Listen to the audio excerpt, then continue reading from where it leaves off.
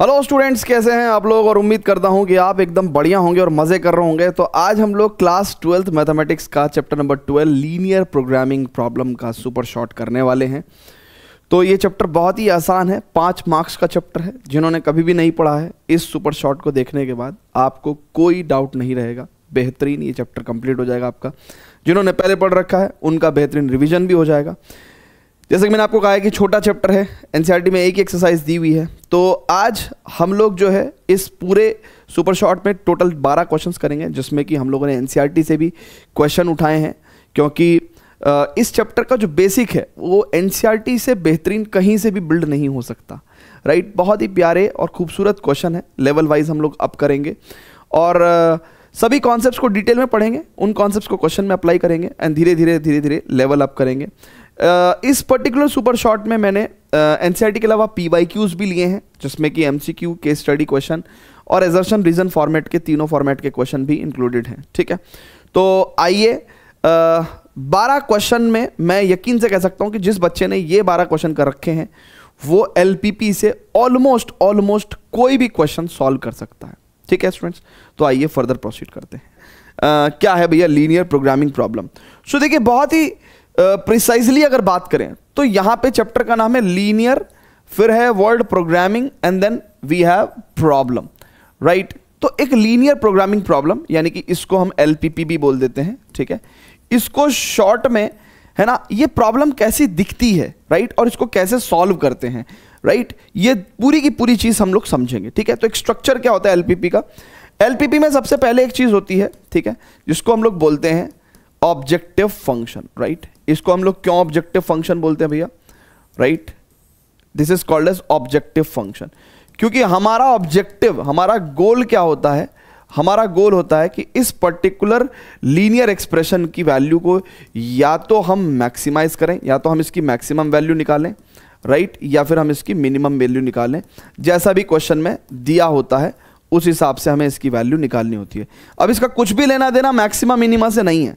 ठीक है, राइट, तो ये अपनी अलग तरीके की प्रॉब्लम है। ठीक है, सो एक ऑब्जेक्टिव फंक्शन होता है जिसकी वैल्यू हमको मैक्सिमम करनी होती है या मिनिमम करनी होती है। राइट, अच्छा, ये जो ऑब्जेक्टिव फंक्शन है आपको साफ साफ दिख रहा होगा, ये एक लीनियर एक्सप्रेशन है। लीनियर वर्ड हम यूज तब करते हैं जब हमारे वेरिएबल्स की पावर जो है 1 होती है। राइट, तो इसलिए लीनियर प्रोग्रामिंग प्रॉब्लम में एक लीनियर प्रॉब्लम होती है, राइट, जिसकी वैल्यू हमें मैक्सिमम या मिनिमम करनी होती है।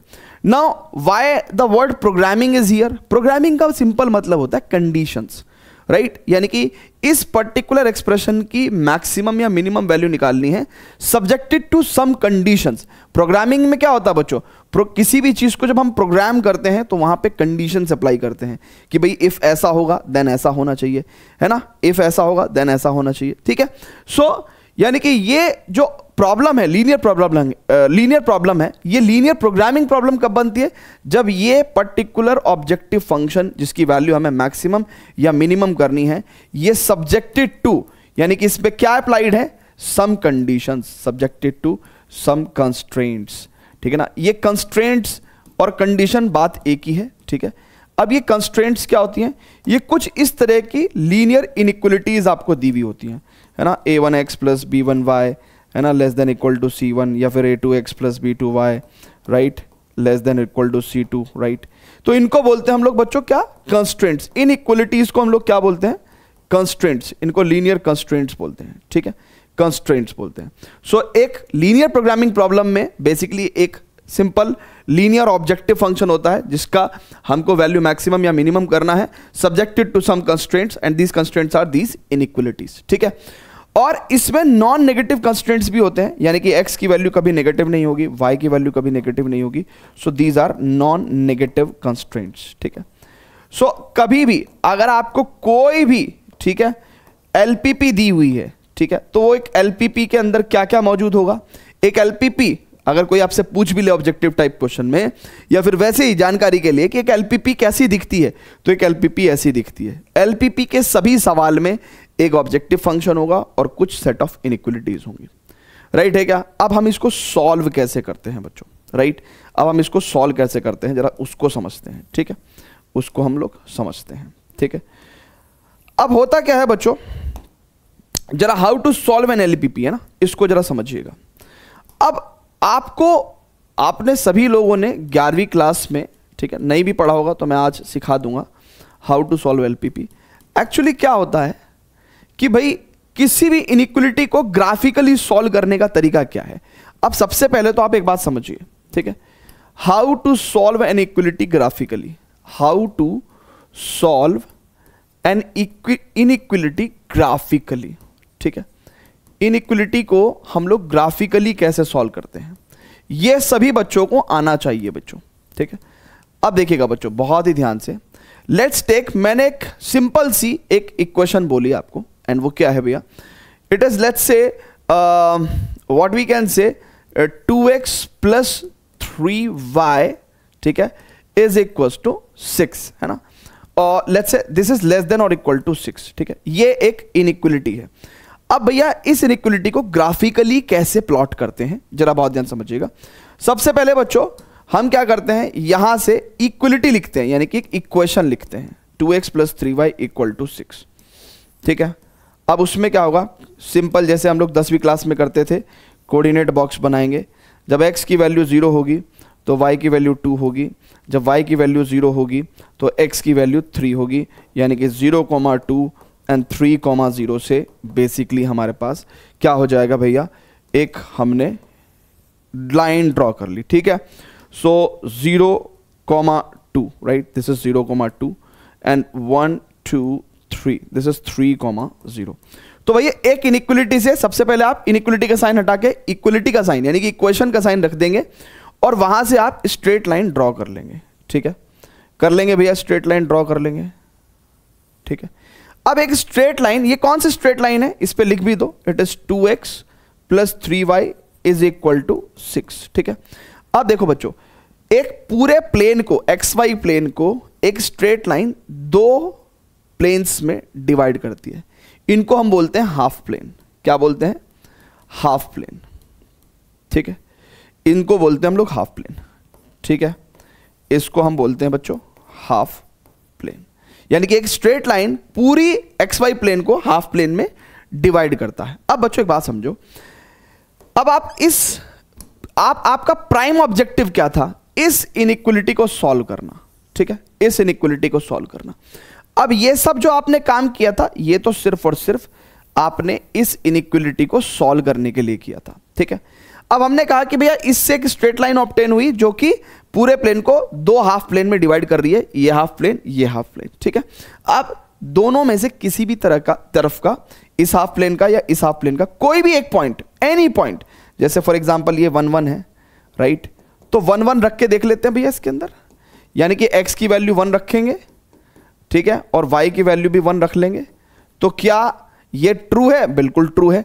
तो यानी कि जिधर की तरफ के पॉइंट्स, और ऐसा नहीं सिर्फ एक पॉइंट, ये वाला पॉइंट 0,1 है, ये भी सेटिस्फाई करेगा, ये वाला पॉइंट 1,0 है, ये भी सेटिस्फाई करेगा, यानी कि इस इनइक्वलिटी को इधर तरफ के, है ना, 0,0 सब सेटिस्फाई करेंगे, ये भी सेटिस्फाई करेगा, ये भी सेटिस्फाई करेगा, 2,0 भी सेटिस्फाई करेगा।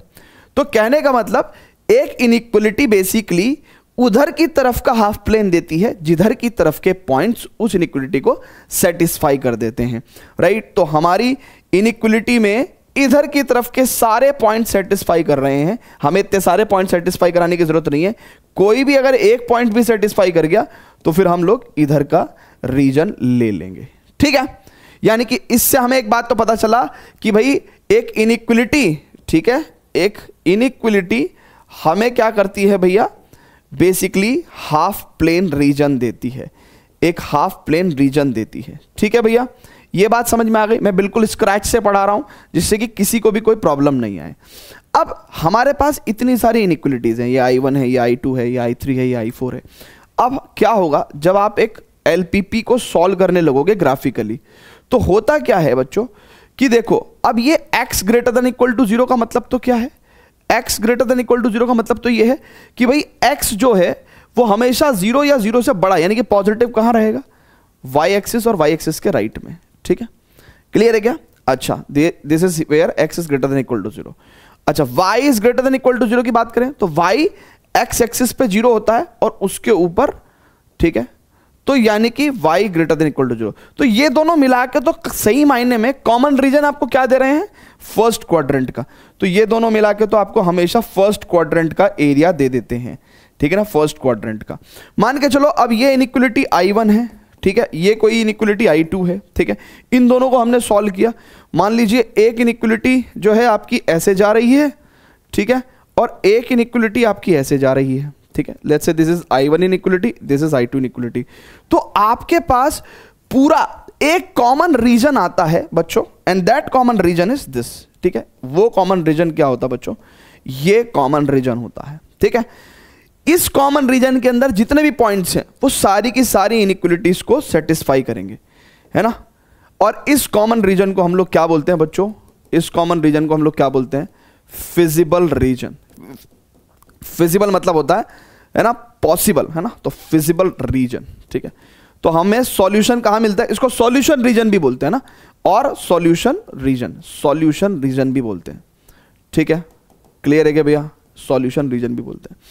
ये होता है फिगर, ठीक है, एक ग्राफिकल सॉल्यूशन हमने बना दिया। अब क्या होगा बच्चों, अब बेसिकली इस फिजिबल रीजन के कॉर्नर पॉइंट्स आप लोकेट करो। क्या करो भैया, कॉर्नर पॉइंट्स आप लोकेट करो। Let's say C1, C2, C3 and C4, ठीक है। अब आप एक क्या बनाओ, कॉर्नर पॉइंट टेबल बनाओगे, ठीक है।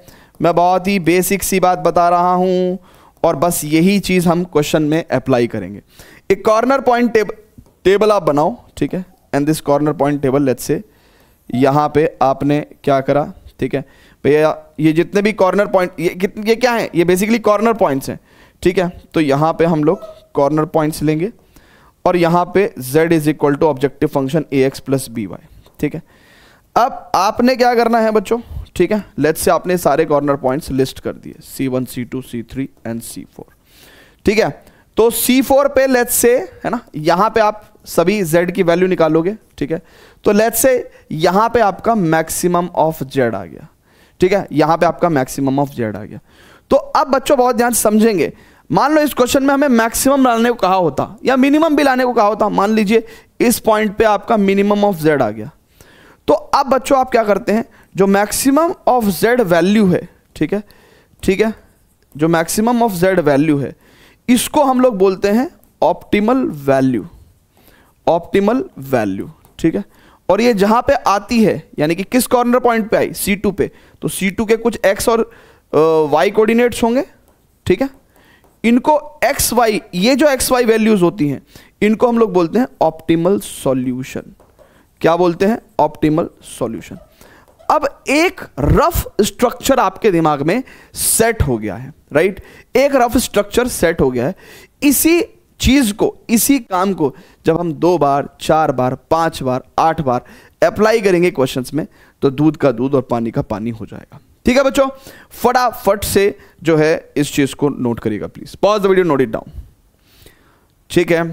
चलिए अब हम सीधा एक प्रश्न करते हैं, सीधा सीधा सीधा सीधा एक प्रश्न करते हैं। अब स्टूडेंट्स जो भी मैंने आपको अभी बताया है, ठीक है, मैं मानता हूं कि वो लगभग 30, 40, 50% आपको आया होगा, लेकिन अब ये एक क्वेश्चन सॉल्व करेंगे, उससे बेहतरीन 100% वो कॉन्सेप्ट क्लियर हो जाएगा कि भाई एक एलपीपी, जैसे कि देखिए अब इस पर्टिकुलर क्वेश्चन को समझिए और देखने की कोशिश करिए कि मैंने आपको बताया था कि एक एलपीपी में एक ऑब्जेक्टिव फंक्शन होता है और उसके ऊपर कुछ कंडीशंस यानी कि इनइक्वलिटीज अप्लाइड होती हैं, राइट है क्या, these are the non negative constants. तो यानी कि अभी जो मैं पीछे आपको एलपीपी का स्ट्रक्चर बता रहा था, तो एक एलपीपी के अंदर एक ऑब्जेक्टिव फंक्शन और कुछ सेट ऑफ इनइक्वलिटीज होती हैं, ठीक है। तो आइए सॉल्व करने का क्या तरीका है भैया, सॉल्व करने का तरीका यह है कि एक एक करके इनइक्वलिटीज उठाते रहो, ठीक है, एक एक करके इनइक्वलिटीज उठाओ। तो सबसे पहले पहली इनइक्वलिटी उठाएंगे x plus 2y less then और इक्वल टू 10, ठीक है। क्या करना चाहिए भैया हमें इसके अंदर, सबसे पहले देखो बच्चों, इसमें इनइक्वलिटी से पहले इक्वेशन लिखना सीखो, equation x plus 2y is equal to 10। अब जैसे कि हम लोग 10वीं क्लास में करते थे, सिंपल कोऑर्डिनेट बॉक्सेस बनाते थे, राइट। तो when x is equal to 0 होगा, y की वैल्यू 5 हो जाएगी, जब y की वैल्यू 0 होगी x की वैल्यू 10 हो जाएगी, ठीक है, ठीक है।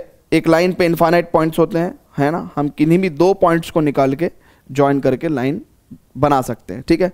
तो ऐसा हो सकता है कि मैंने ये 2 पॉइंट निकाले, कोई बच्चा कोई दूसरे 2 पॉइंट निकाल सकता है, ठीक है, बट लाइन सेम ही होगी क्योंकि एक लाइन के ऊपर इनफाइनाइट पॉइंट्स होते हैं।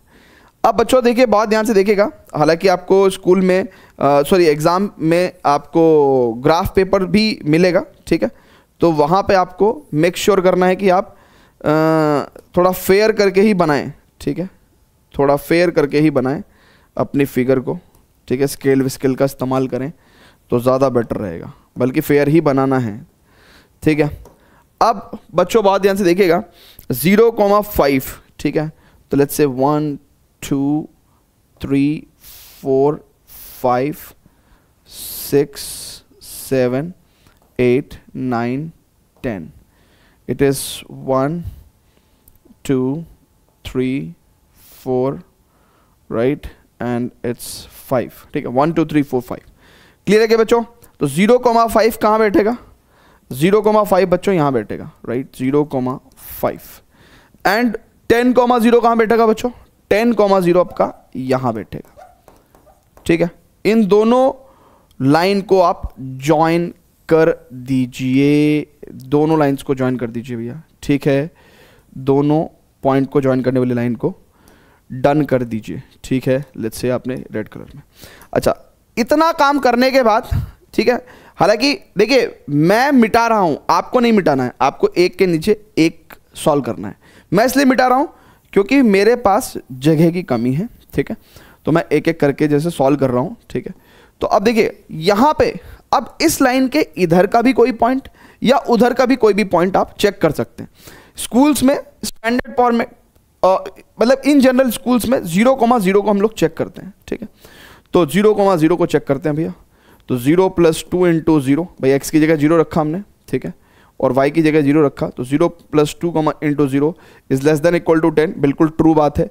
तो यानी कि ये हमें इधर का सॉल्यूशन रीजन देगा, है ना, हाफ प्लेन देगा, ठीक है। ऐसे करके हमने एक इनइक्वलिटी भैया क्लोज कर दी, मतलब एक इनइक्वलिटी हमने सॉल्व कर दी। अब ऐसे ही करके हमें एक और इनइक्वलिटी सॉल्व करनी है, ठीक है। इनको सॉल्व करने की जरूरत है क्या? x > 0, y > 0, इसको सॉल्व करने की नीड नहीं होती। इनका मतलब ये है कि भाई फर्स्ट क्वाड्रेंट की बात कर रहे हैं ये लोग, ठीक है, फर्स्ट क्वाड्रेंट। भाई देखो ना, x की वैल्यू > 0 इधर होती है, तो ये तो अंडरस्टूड है बात, ठीक है, इधर होती है। y की वैल्यू > 0 x एक्सिस के अबव होती है, ठीक है। इन दोनों को कॉमन लेंगे, x भी पॉजिटिव y भी पॉजिटिव, तो यानी कि फर्स्ट क्वाड्रेंट।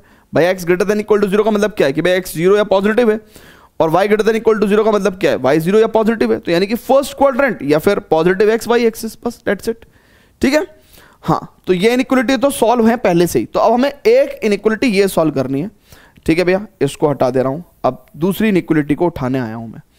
तो दूसरी इनइक्वलिटी क्या है भैया? 3x + y < 15।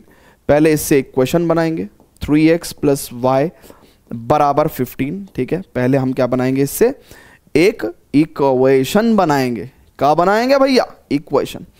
अब स्टूडेंट्स यहां पे देखेंगे बच्चों, बहुत ध्यान से, कोऑर्डिनेट बॉक्स बना रहा हूं मैं, ठीक है। कोऑर्डिनेट बॉक्स बनाएंगे तो क्या होगा भैया? अब x की वैल्यू अगर आप 0 रखते हो तो y 15 आएगा, मत रखो, क्योंकि आपको y को फिर 15 तक लिखना पड़ेगा, है ना। अभी आपने 5 यहीं या 15 तो बहुत ऊपर बैठेगा। कुछ और करते हैं, y की वैल्यू 6 ले लो तो x की वैल्यू 3 लेनी पड़ेगी। वाह वाह वाह वाह, है ना भाई, 6 तो x की वैल्यू 3 लेनी पड़ेगी, 9 6 15 हो जाएगा। फिर x की वैल्यू 5 ले लो तो y की वैल्यू 0 ही आ जाएगी, तो 3,6 एंड 5,0, ठीक है भैया। तो 3,6 1 2 3 और ,6, तो लेट्स से 6 कहीं यहाँ होगा भैया, है ना, 6, ठीक है। सो 3,6 समवेयर अराउंड हियर, यहाँ पे, ठीक है भैया। अरे सही ले रहा हूँ कि नहीं ले रहा हूँ? 3,6 एंड 5,0, तो 1 2 3 4 5, 5,0 कहाँ होगा भैया? यहाँ होगा, ठीक है। तो अब इन दोनों पॉइंट को ज्वाइन करने वाली लाइन जो है भैया, ये ड्रॉ कर दी हमने, ठीक है भैया, ठीक है। तो इसको थोड़ा सा एक्सटेंड भी कर लो। अब इसमें भी है ना भाई, ये तो हमने सॉल्व कर दिया ना, अब हमें ये थोड़ी सॉल्व करना था, हमें तो बेसिकली इनइक्वलिटी सॉल्व करके देखनी है। तो अब इसमें भी क्या है भैया, इस लाइन के इधर का कोई पॉइंट या उधर का कोई पॉइंट, तो हमने इधर का पॉइंट 0 0 को चेक करके देख लिया, तो 0 0 चेक करके देखा तो 3 इंटू 0 है ना, y की जगह भी 0 रखेंगे, यस बिल्कुल ट्रू बात है भैया, तो ये भी अपने को इधर का ही सॉल्यूशन रीजन दे देगा। अब बच्चों देखो एक बात समझो, बहुत ध्यान समझना, बहुत ही ध्यान से समझना बच्चों, कि भाई ये इधर का एरिया कह रहा है, ये इधर का एरिया कह रहा है, y greater than equal to 0 इधर का बोल रहा है, x greater than equal to 0 इधर का बोल रहा है, तो टेक्निकली हमारे पास ये हमारा फिजिबल रीजन हो गया है, ये हमारे पास फिजिबल रीजन हो गया, ये फिजिबल रीजन हो गया। तो कॉर्नर पॉइंट्स क्या है भैया, है ना भाई, बहुत ध्यान से देखेंगे, कॉर्नर पॉइंट्स क्या है भैया हमारे पास 0,5, एक कॉर्नर पॉइंट ये हो गया भाई, एक कॉर्नर पॉइंट ये हो गया भाई, ठीक है, एक कॉर्नर पॉइंट ये हो गया। इस सॉल्यूशन रीजन के कॉर्नर पॉइंट्स क्या क्या हो गया भैया, ये हो गए, ठीक है ना। अब आपको इनइक्वलिटी बनानी तो हमने सिखाई थी ना, ठीक है, तो ये आपको मैं रब कर रहा हूं, आपको नहीं रब करना है एग्जाम में, ठीक है। चलिए ठीक है, ओके। अब जरा कॉर्नर पॉइंट टेबल बनाते हैं। एक बार सॉल्यूशन रीजन आ गया ना बच्चों, तो कॉर्नर पॉइंट टेबल बनाइए। क्या बनाइए, कॉर्नर पॉइंट टेबल। तो कॉर्नर पॉइंट्स, ठीक है, और ये z equal to objective function 3x plus 2y। हमें क्या करना है भैया, मैक्सिमाइज निकालना है, ठीक है। चलिए कॉर्नर पॉइंट्स पहला उठाया हमने 0,5, ओके। दूसरा उठाते हैं भैया, ये कितना होगा भाई, अब देखो मुझे इसका आइडिया नहीं है लेकिन दिख रहा है साफ, 1 2 3 4 कॉमा 1 2 3 4,3। डाउटफुल है क्या, अगर फिगर सही बनाओगे तो डाउटफुल नहीं होगा, और अगर फिगर हमारी एक्यूरेट है तो बिल्कुल डाउटफुल नहीं होगा, 4,3 हम लोग ले सकते हैं। अच्छा, कई बार फिगर हमारे से गलत बन जाती है और हमारे पास जो पॉइंट है वो एग्जैक्टली 4,3 नहीं आ रहा, थोड़ा सा आगे पीछे आ रहा है, तो ऐसे केस में क्या करना चाहिए, ये वाली लाइन कौन सी है भैया, x प्लस 2y बराबर 10, और ये वाली लाइन कौन सी है, 3x प्लस y बराबर 15। तो इन दोनों का पॉइंट ऑफ इंटरसेक्शन ही तो ये है, तो इन दोनों को सॉल्व कर लो भाई। पॉइंट ऑफ इंटरसेक्शन क्या देता है हमें, solution of the pair of equation, ठीक है। तो इन दोनों को जब हम लोग सॉल्व कर लेंगे तो देखो x की जगह, या फिर सॉल्व कर लेते ना, इसको 3 से मल्टीप्लाई कर देते हैं, तो 3x plus 3 to 6y equal to 30। So this is equation first, this is equation 2, equation 2 में से इक्वेशन फर्स्ट घटाया तो 5y बराबर 15 आ गया, y की वैल्यू 3 आएगी, तो y की वैल्यू 3 आएगी तो x की वैल्यू डेफिनेटली 4 आएगी, ठीक है। तो ऐसे करके भी हम लोग सॉल्व कर सकते हैं, तो 4,3 आ जाएगा, ठीक है, ओके। अब तीसरा कॉर्नर पॉइंट इज 5,0 एंड चौथा कॉर्नर पॉइंट इज योर 0,0, ठीक है। सो z की वैल्यू रखेंगे भैया, x की वैल्यू रखेंगे, x की वैल्यू 0, तो 3 इंटू 0 प्लस 2 इंटू 5 यानी कि इट इज 10 ओनली, फिर 4 इंटू 3 प्लस 2 इंटू 3, तो 4 तिया 12 और 2 तिया 6 18, और 5 into 3 plus 2 into 0 it is 15, and 3 into 0 plus 2 into 0, ये तो आपके पास 0 ही आ जाएगा, ठीक है। तो मैक्सिमम क्या आ गया भैया, मैक्सिमम ऑफ z, ठीक है, इज योर 18 एट 4,3। तो बच्चों आपको एक बार बता दूं, जैसे कि मैंने अभी आपको पीछे बताया कि भाई मैक्सिमम ऑफ z की वैल्यू जो 18 है, इसको हम लोग क्या बोलते हैं, ऑप्टिमल सॉल्यूशन बोलते हैं, सॉरी ऑप्टिमल वैल्यू बोलते हैं। क्यों, क्योंकि ये मैक्सिमम z निकालना था at x is equal to 4 and y equal to 3, right, जिस कॉर्नर पॉइंट पे आया है उसको हम लोग क्या बोलते हैं, ऑप्टिमल सॉल्यूशन बोलते हैं। These are the optimal solution, यानी कि x की 4 वैल्यू और y की 3 वैल्यू इस पूरे LPP को ऑप्टिमाइज कर रही है और z की वैल्यू को मैक्सिमाइज कर रही है। सो z इक्वल टू 18 एट 4,3। ऐसे करके होती है एक LPP की प्रॉब्लम सॉल्व बच्चों, ठीक है। आ गया क्या, हैं जी, करेक्ट है भाई मामला, बहुत बढ़िया। अब इसमें एक तो हो गया ये वैरायटी ऑफ क्वेश्चन जो मैंने आपको सिखाया, अब एक दूसरी वैरायटी के क्वेश्चन भी होते हैं। अच्छा हाँ, ये बात मान लीजिए कि एलपीपी में जैसे 5 नंबर का पेपर है ना, तो क्या ट्रेंड है, बेसिकली ट्रेंड क्या है, ट्रेंड ये है कि कई बार ऐसा कर लेते हैं कि भाई आपसे 2 नंबर का एक क्वेश्चन, मतलब एक नंबर के 2 क्वेश्चन पूछ लिए, 3 नंबर का एक पूछ लिया। जैसे ये छोटी सी एलपीपी है ना, इसको सॉल्व करने में हमें ज़्यादा टाइम नहीं लगा। अभी मैं सिखा रहा हूं तो ऑब्वियसली ज़्यादा टाइम लगा, बट इसको सॉल्व करने में ज़्यादा टाइम नहीं लगेगा। तो 3 नंबर का एक छोटू सा क्वेश्चन और एक नंबर के 2 क्वेश्चन पूछ लेंगे। या फिर अगर थोड़ा सा आपसे पंगा लेने के मूड में हैं तो 5 ही नंबर का एक बड़ी एलपीपी पूछ लेंगे, मतलब जिसके अंदर थोड़ी ज़्यादा कैलकुलेशंस होंगी, थोड़ी 3 यहाँ पे जैसे 2 इनइक्वलिटी थी, 2 तो नॉन नेगेटिव कंस्टेंट्स थे ना, तो ये टोटल 4 हैं, ऐसे ही टोटल 5-6 इनइक्वलिटीज दे सकते हैं। तो उस केस में थोड़ा लंबा मामला खिंच जाएगा, राइट है क्या? चलिए, तो अब नेक्स्ट पर्टिकुलर क्वेश्चन पे चलते हैं, ठीक है।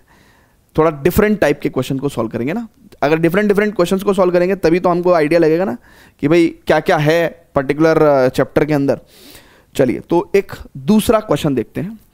अगेन मिनिमाइज कह रहा है भैया इस पर्टिकुलर ऑब्जेक्टिव फंक्शन है, दिस इज व्हाट बच्चों, this is your objective function. अच्छा, एक बात मैं आपको और भी बता दूं कि हमारा अभी रिसेंटली हमने स्टार्ट किया, जिनको आइडिया नहीं है उनके लिए बता रहा हूं, ठीक है।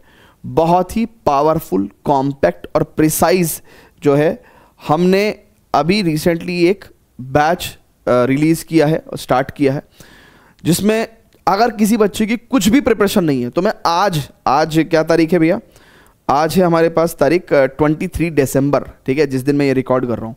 मैं कह रहा हूँ कि जिनकी कुछ भी तैयारी नहीं है ना भाई, ठीक है, वो इस टाइम पे शॉर्ट में कॉन्सेप्ट पढ़ें, ओनली सिलेक्टेड क्वेश्चंस करें और रिवीजन करें, है ना। यही काम करना है और ये काम हम करवा रहे हैं अपना प्रथम 2.0 बैच में, जो कि बहुत ही अफोर्डेबल है, राइट। पीसीएम तीनों, Abhishek Sahu sir, great physics teacher, great chemistry teacher Bharat Panchal sir, and great maths teacher Rohit Solanki sir, हम तीनों जो है इसमें अभी मैं मैथ्स की जो स्थिति बता रहा हूँ, हालांकि सभी लेक्चर्स के आपको रिकॉर्डिंग्स मिल जाएंगी। तो हम लोग जो है इसमें प्रथम 2.0 के अंदर, ठीक है, अगर हम पर्टिकुलरली बात करें तो वेक्टर और 3D कर चुके हैं, ठीक है। उसके एंटायर एक लेक्चर के आपको सॉल्यूशन मिल जाएंगे। बाकी पूरा का पूरा सिलेबस पेंडिंग है भाई, ठीक है ना। तो आप हमारे साथ पूरा सिलेबस फ्रेश पढ़ सकते हो, ठीक है। और इसमें ओनली मैथ्स का भी ऑप्शन है और फिजिक्स केमिस्ट्री का कॉम्बो भी आप ले सकते हो। डिस्क्रिप्शन में आपको राइजर्स ऐप की लिंक मिलेगी जहाँ पे ये कोर्सेज अवेलेबल हैं, ठीक है। और टू द पॉइंट क्लासेस होंगी, 90+ प्रिपरेशन, ठीक है। और डेली लाइव क्लासेस होती हैं हमारी, ठीक है। और अभी क्योंकि एग्ज़ाम नज़दीक हो गए तो अब जो भी हमारे पास्ड आउट टॉपर्स हैं, ठीक है, उनसे भी आपको कनेक्ट कराएंगे। और प्रथम बैच की जो टाइमिंग है, ठीक है, इसमें आप थोड़ा सा +30 मिनट्स कर लीजिए ना। मतलब अब ये 7 से 8 होने लगा, राइट, और ये 8 से 9 होता है और ये 9 से 10, ठीक है। तो this is the update regarding timing, ठीक है। और इसके अलावा बच्चों, जिन बच्चों की थ्योरी में बहुत बढ़िया है ना, जिन्होंने सिलेबस कंप्लीट कर चुके हैं, but they just want to practice very good level of questions, है ना, जो देखता है ना मतलब दांसू वाले क्वेश्चंस बोर्ड्स में, तो उनके लिए हमने स्पेशल क्वेश्चन प्रैक्टिस बैच भी हमारा चल रहा है, ठीक है। इसमें भी अभी 2 ही चैप्टर हुए हैं, तो ये भी आप ज्वाइन कर सकते हैं, ठीक है। ये मतलब आप मान लो कि इनके क्वेश्चंस, ये वो वाले क्वेश्चंस हैं जो मतलब बोर्ड्स के अंदर पूछे ही जाते हैं, है ना, इन जनरल, ठीक है। तो इसमें सभी टाइप के questions, case study questions, PYQs, MCQs, है ना, ये सब जो है हमने इसमें करवा रहे हैं, ठीक है। तो लाइव क्लासेस चलती हैं इसकी, है ना, बेसिकली, ठीक है। तो इसकी जो टाइमिंग है, टाइमिंग का मैं अपडेट कर दे देता हूँ आपको, है ना। ये एक्चुअली पुरानी टाइमिंग है, पुरानी PPT है। सो मंडे टू फ्राइडे, ठीक है, आपका फिजिक्स और केमिस्ट्री की, है ना, एक क्लास होती है। केमिस्ट्री की 4:30 से 5:30 और फिजिक्स की 6 से 7 चलती है। और मेरी जो मैथ्स की क्लास होती है सैटरडे संडे चलती है भैया, 2-2 घंटे ना, 2-2 आवर्स, मतलब 2.5 घंटा भी हो सकता है, 2-2 आवर्स। तो सैटरडे में होती है 5:30 से 7:30, ठीक है। और संडे में होती है भैया सुबह 10 बजे से 12 बजे तक, ठीक है। तो आप दोनों बैचेस जो है कंसिडर कर सकते हैं, ठीक है। और you can also join from the link in the description, risers app का लिंक है। और कोई भी क्वेरी होगी तो आप इस नंबर पे कॉल कर सकते हैं, ठीक है। चलिए बच्चों, तो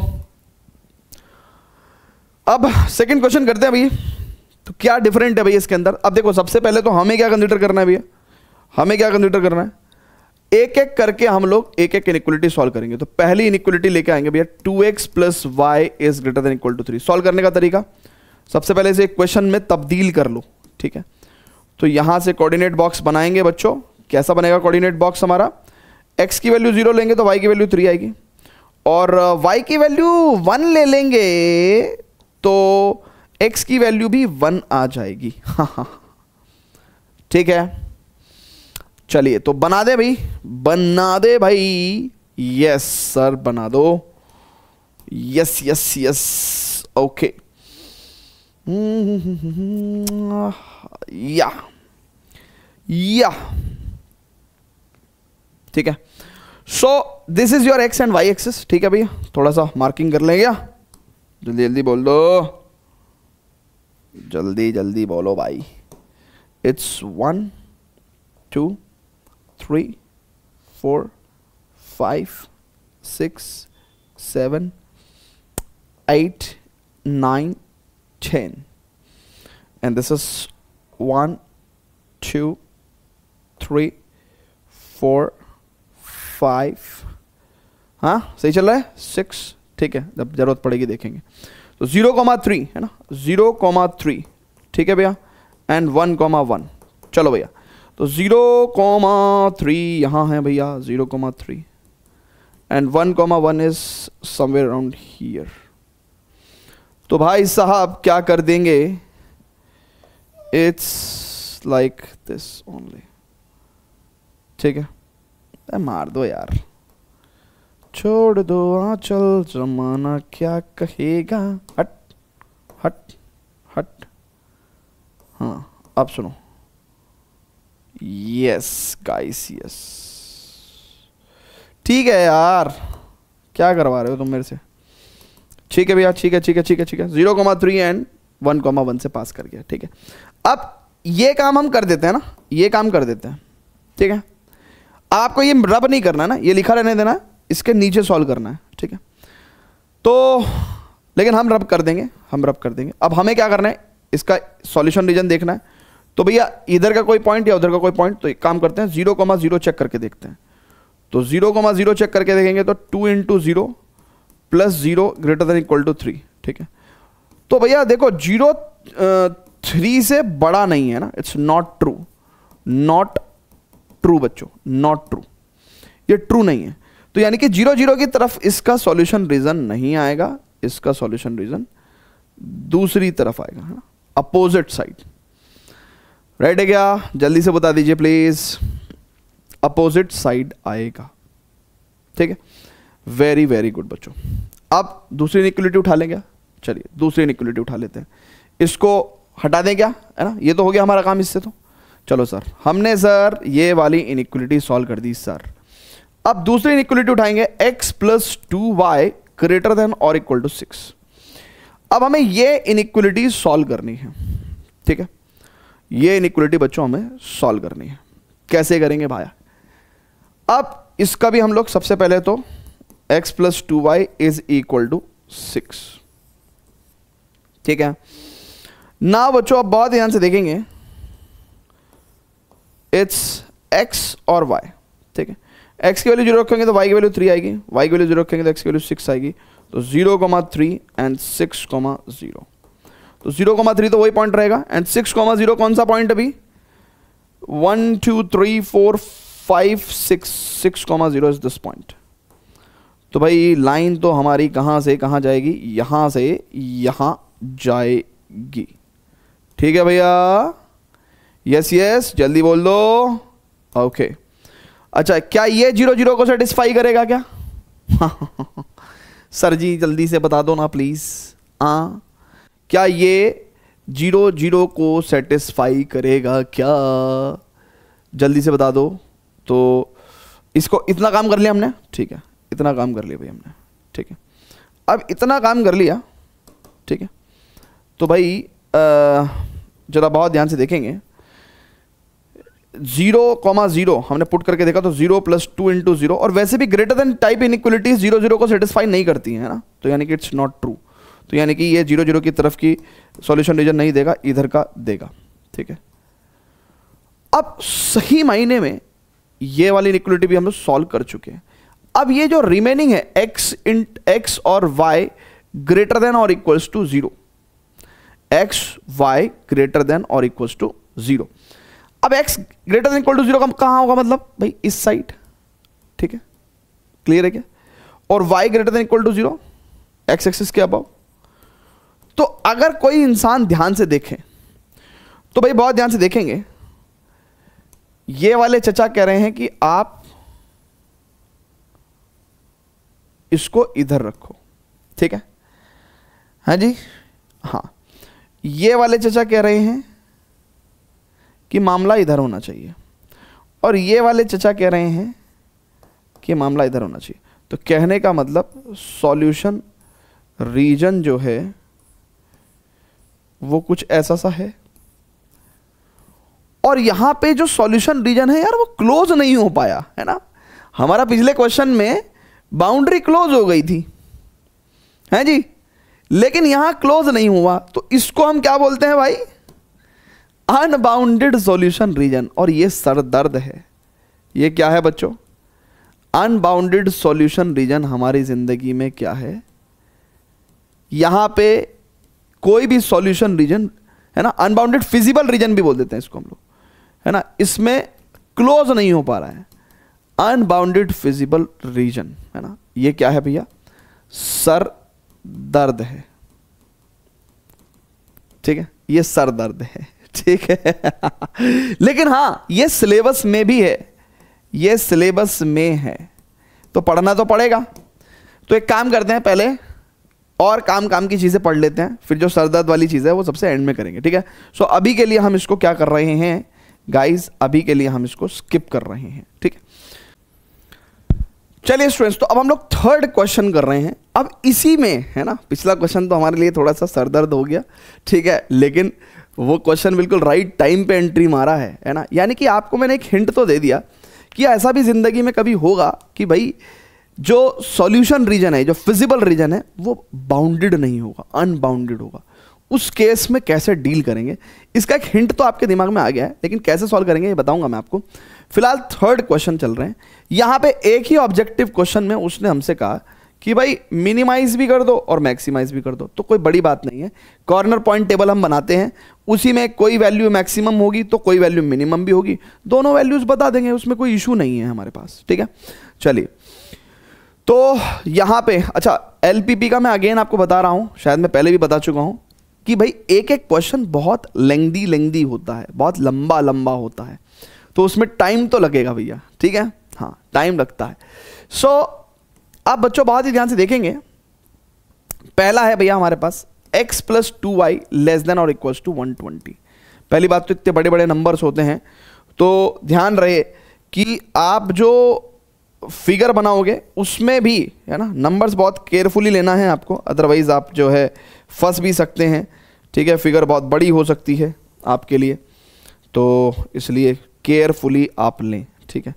जैसे आप बहुत ध्यान से देखिएगा कि भाई यहाँ पे अगर हमें बेसिकली क्या सॉल्व करना है, हमें सबसे पहले तो इक्वेशन सॉल्व करनी चाहिए हमको, ठीक है, और उसमें भी हमें कोऑर्डिनेट बॉक्स बनाना है, तो इसका मतलब क्या करना पड़ेगा।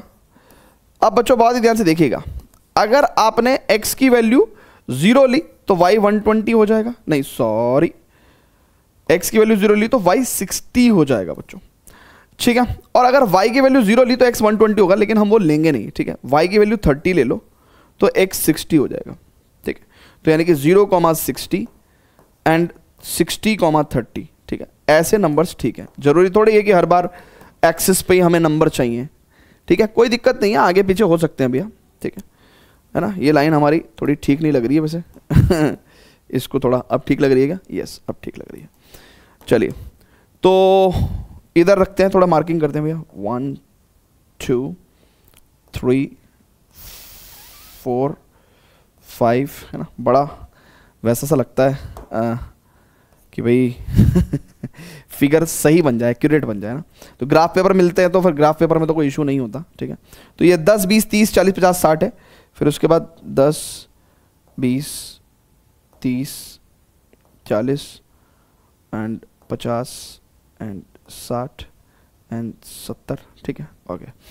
सो 60,60 तो 0 10 20 30 40 50 60 तो 0,60 यहाँ हो गया, ठीक है, लेट्स से, ओके। 60,30 ना 1 2 3 4 5 6 60,30 ए यहाँ, ठीक है भाई। आप चाहो तो ऐसे भी कर सकते हो ना, ठीक है भाई, बहुत ध्यान से देखो, इसको आप ऐसे भी कर सकते हो और 60,30 ऐसे भी कर सकते हो, तो ये पॉइंट हो गया ना। बाद में इसको डिलीट मार दो, ठीक है, लेकिन आपके पास ये जुगाड़ है नहीं, है ना डिलीट करने वाला।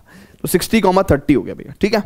सो इन दोनों पॉइंट को ज्वाइन करने वाली लाइन बना लेते हैं भैया, यस, लाइक दिस ओनली, ठीक है भैया, ओके।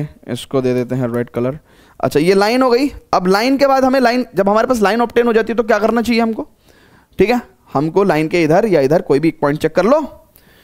तो ये सब सिस्टम हटा दिया हमने। अब लाइन के इधर लेट्स से हमने 0,0 चेक करके देखा, तो 0,0 तो लेस देन और इक्वल टू टाइप वाली इनइक्वालिटी में 0,0 सेटिस्फाई कर ही जाता है, ठीक है, मोस्ट ऑफ द केसेस में।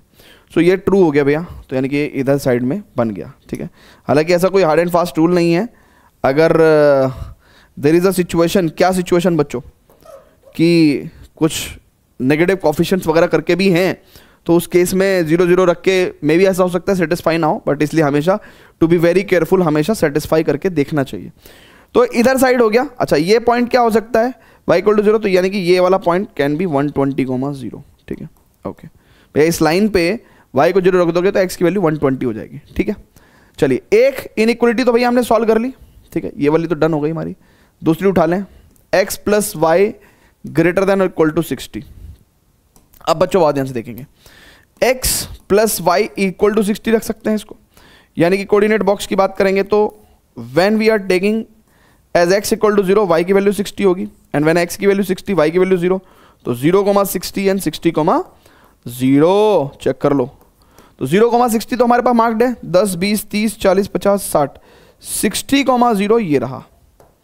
तो भैया लाइन को मार्क कर दें क्या, लाइन को मार्क कर देते हैं भाई साहब, जरा चेक कर लो, यस, एंड दिस इज, अरे सर क्या, क्यों पर ये देखो, ये इस पॉइंट से ना दूर भागेगा, है ना, दूर भागता है, लेकिन अपन ने बिठा ही दिया उसके साथ, ठीक है, बिठा ही दिया ना बेटा ऐसे नहीं चलेगा काम।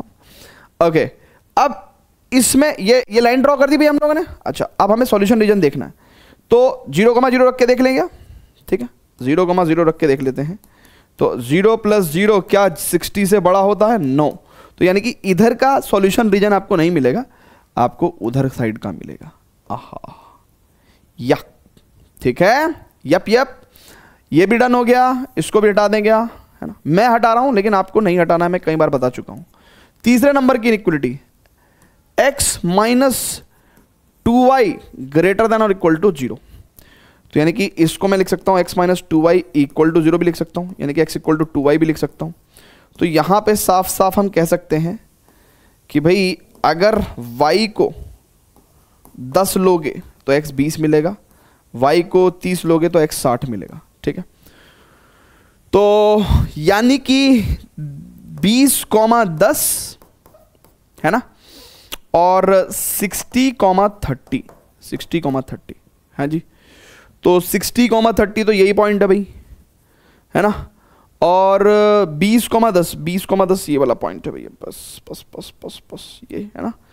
सो भाई अगर बहुत ध्यान से देखो, बल्कि यहाँ पे तो अगर आप बहुत ध्यान से देखोगे तो x की वैल्यू 0 रखोगे तो y वैल्यू 0 आ जाएगी, ठीक है, तो ये वाला पॉइंट भी हो सकता है।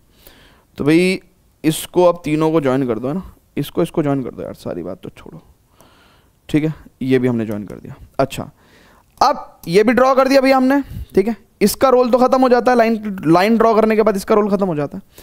अब देखो बच्चों, ये खुद 0,0 से पास कर रहा है, तो अब अपन इस पे 0,0 रख के चेक नहीं कर सकते, अदरवाइज तो 0 > 0 आ जाएगा, वो तो ट्रू ही है। इधर का कोई पॉइंट या फिर इधर का कोई पॉइंट, तो मान लो मैंने इधर का कोई भी पॉइंट यहां मेरे को दिख रहा है 60,0, तो लेट्स से मैं 60,0 चेक करना चाहता हूं। तो 60,0 चेक किया मैंने, तो x की वैल्यू 60 ली और y की वैल्यू 2 × 0 लिया, है ना, y की वैल्यू 0 ली, तो 60 > 0, बिल्कुल सही बात है भैया।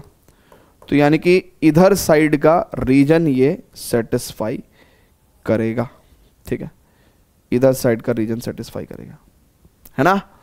हाँ जी हाँ जी हाँ जी, जल्दी से बता दीजिए भैया। Very good. अब देखो बहुत ध्यान समझना, ये वाली चचा कह रहे हैं इधर का रीजन लो, ये वाले चचा कह रहे हैं इधर का रीजन लो, ये वाले चचा कह रहे हैं इधर का रीजन लो। अच्छा एक चीज और भी तो है कि भाई अपना, अब बहुत ध्यान से देखिएगा, x भी ग्रेटर देन इक्वल टू 0 होना चाहिए, y भी ग्रेटर देन इक्वल टू 0। अब x greater than equal to 0 तो हमेशा तब होगा जब right to the y axis की बात हो रही है, राइट? और y greater than equal to 0 का मतलब क्या है कि भैया अबव x एक्सिस बात हो रही हो, ठीक है? तो यानी कि आपको ये एरिया लेना है। तो यानी कि आपके पास कॉमन फिजिबल रीजन कौन सा हुआ बच्चों? This is your common feasible region, check कर लो। This is your common feasible region बच्चों, चेक कर लो, ठीक है? Is it clear to everyone? ठीक है भैया। तो यानी कि हमारे पास अगर देखा जाए तो यहाँ पे 10 20 30 40, तो 40 पे हमारे को 20 मिल रहा है, तो यानी कि 40 20 60 30 120,0 and 60,0। so these are the corner points. तो let's draw the corner point table.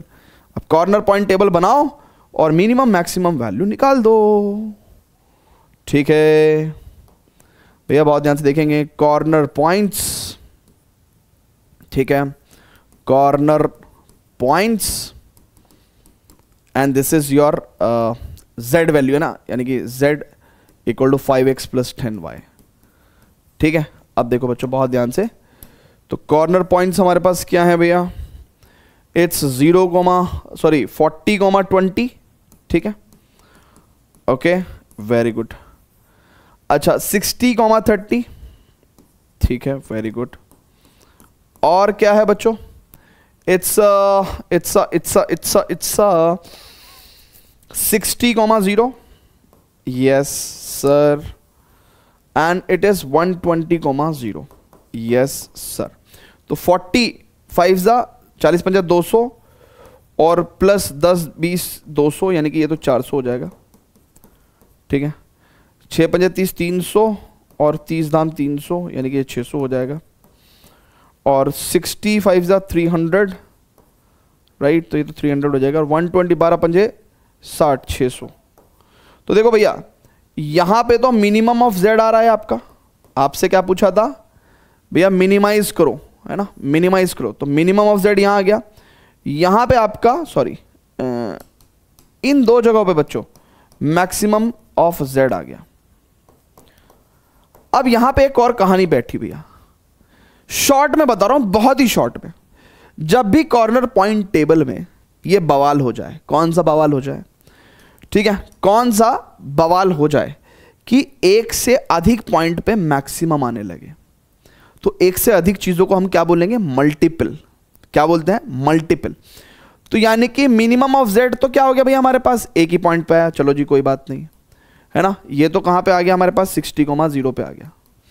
लेकिन मैक्सिमम ऑफ z हमारे पास मल्टीपल जगह पे आया, है ना? मैक्सिमम ऑफ z 600 है, और कहां कहां पे आया?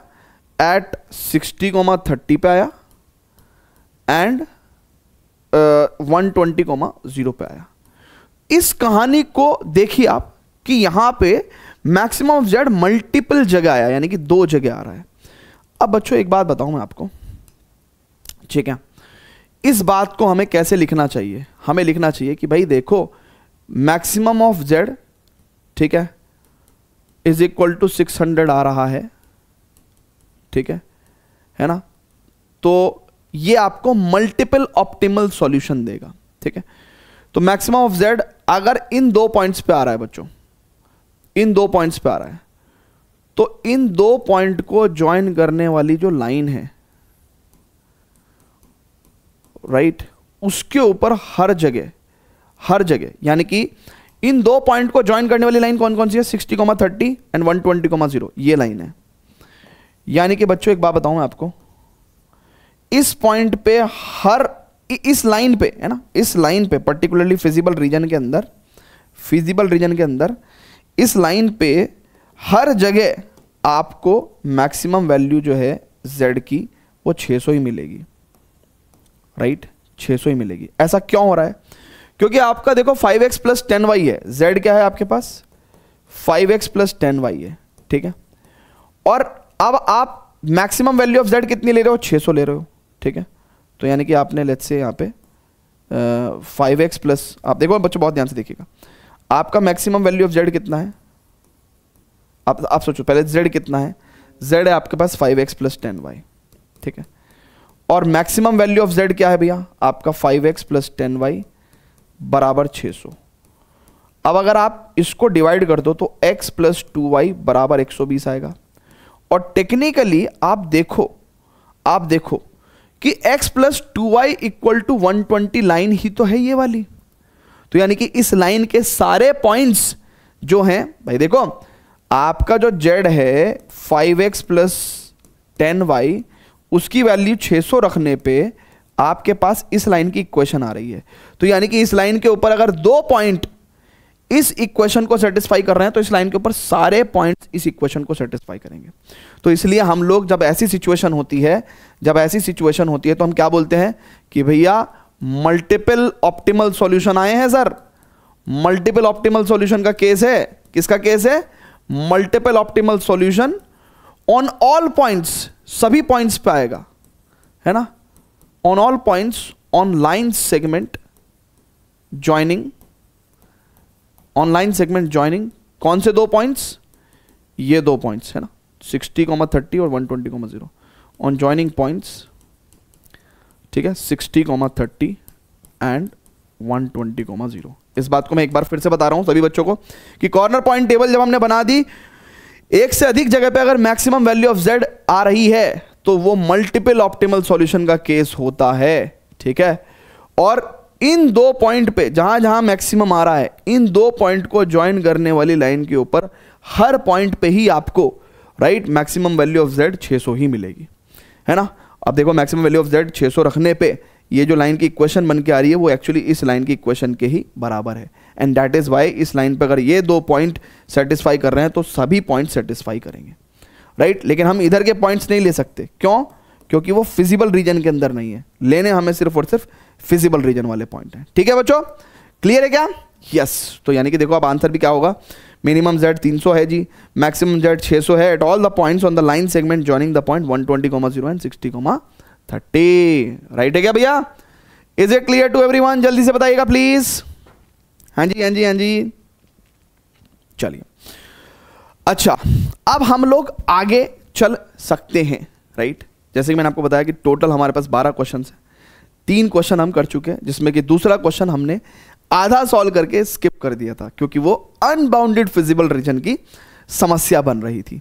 क्या हम लोग नेक्स्ट क्वेश्चन पे प्रोसीड कर सकते हैं क्या बच्चों, चलें आगे, हाँ जी चलिए बहुत बढ़िया बच्चों। अगला क्वेश्चन है, अच्छा मैं 2 बातें आपसे कहना चाहूंगा, क्या कि भाई एक तो जब भी कभी ऐसा दिखे कि सब कुछ ग्रेटर देन टाइप ही है, राइट, यानी कि अगर सेट ऑफ इनइक्वलिटीज में ग्रेटर देन इक्वल टू ही है तो मैक्सिमम चांसेस हैं, यानी कि ज्यादा चांसेस किसके हैं कि भाई ज्यादा चांसेस किस बात के हैं कि अनबाउंडेड फिजिबल रीजन की समस्या होगी। अब अनबाउंडेड फिजिबल रीजन जैसा कि मैं आपको बता चुका हूं कि थोड़ा सरदर्द वाली चीज है, हालांकि मैं आपको सिखाऊंगा, ठीक है ना, तो आपका सरदर्द वो खत्म कर दूंगा मैं। तो अनबाउंडेड फिजिबल मतलब अनबाउंडेड फिजिबल रीजन इतना इजीली नहीं हो पाता जितना इजीली हमारा बाउंडेड वाला हो जाता है, उसमें एक स्टेप और ऐड हो जाता है, ठीक है। तो अनबाउंडेड में बेसिकली एक स्टेप फालतू हो जाता है, ठीक है।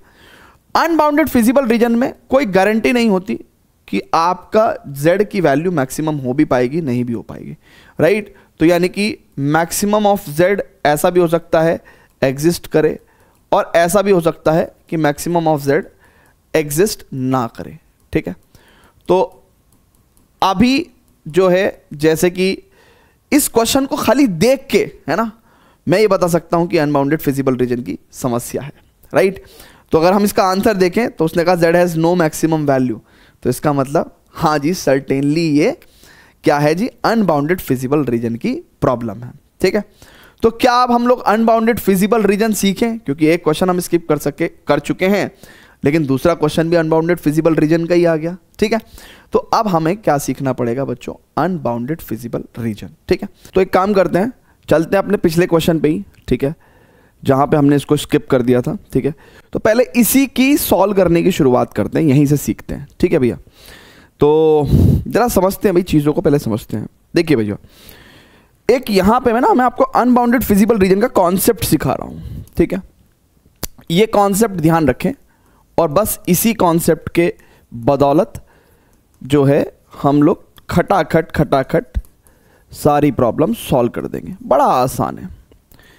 अनबाउंडेड फिजिबल रीजन की समस्या को सॉल्व कैसे करते हैं, देखिए भैया, आपको अनबाउंडेड फिजिबल रीजन कुछ इस तरीके से दिखाई देता है ना, राइट, कुछ इस तरीके से दिखाई देता है। ठीक है, राइट है भैया, तो यानी कि आपके पास जो प्रॉब्लम आती है वो कुछ इस तरीके से आती है।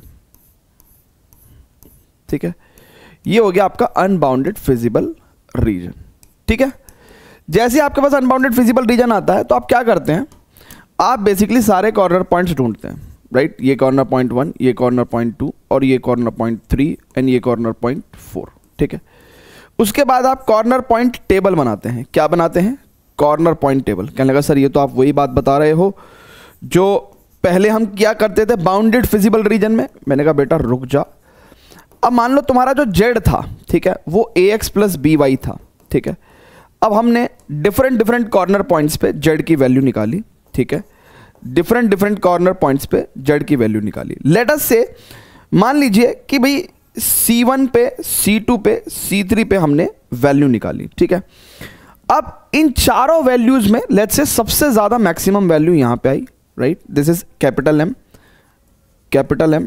ठीक है, एंड सबसे ज्यादा minimum value let's say C4 पे आई, लेट्स से स्मॉल m। ठीक है, सबसे ज्यादा मिनिमम वैल्यू कहां आई बच्चों, ठीक है, ये बहुत ध्यान से देखिएगा, ये बहुत ध्यान से देखिएगा, C4 पे let's say small m is the minimum value आई। ठीक है, अच्छा अब समस्या आगे समझिए कि भाई प्रॉब्लम क्या है।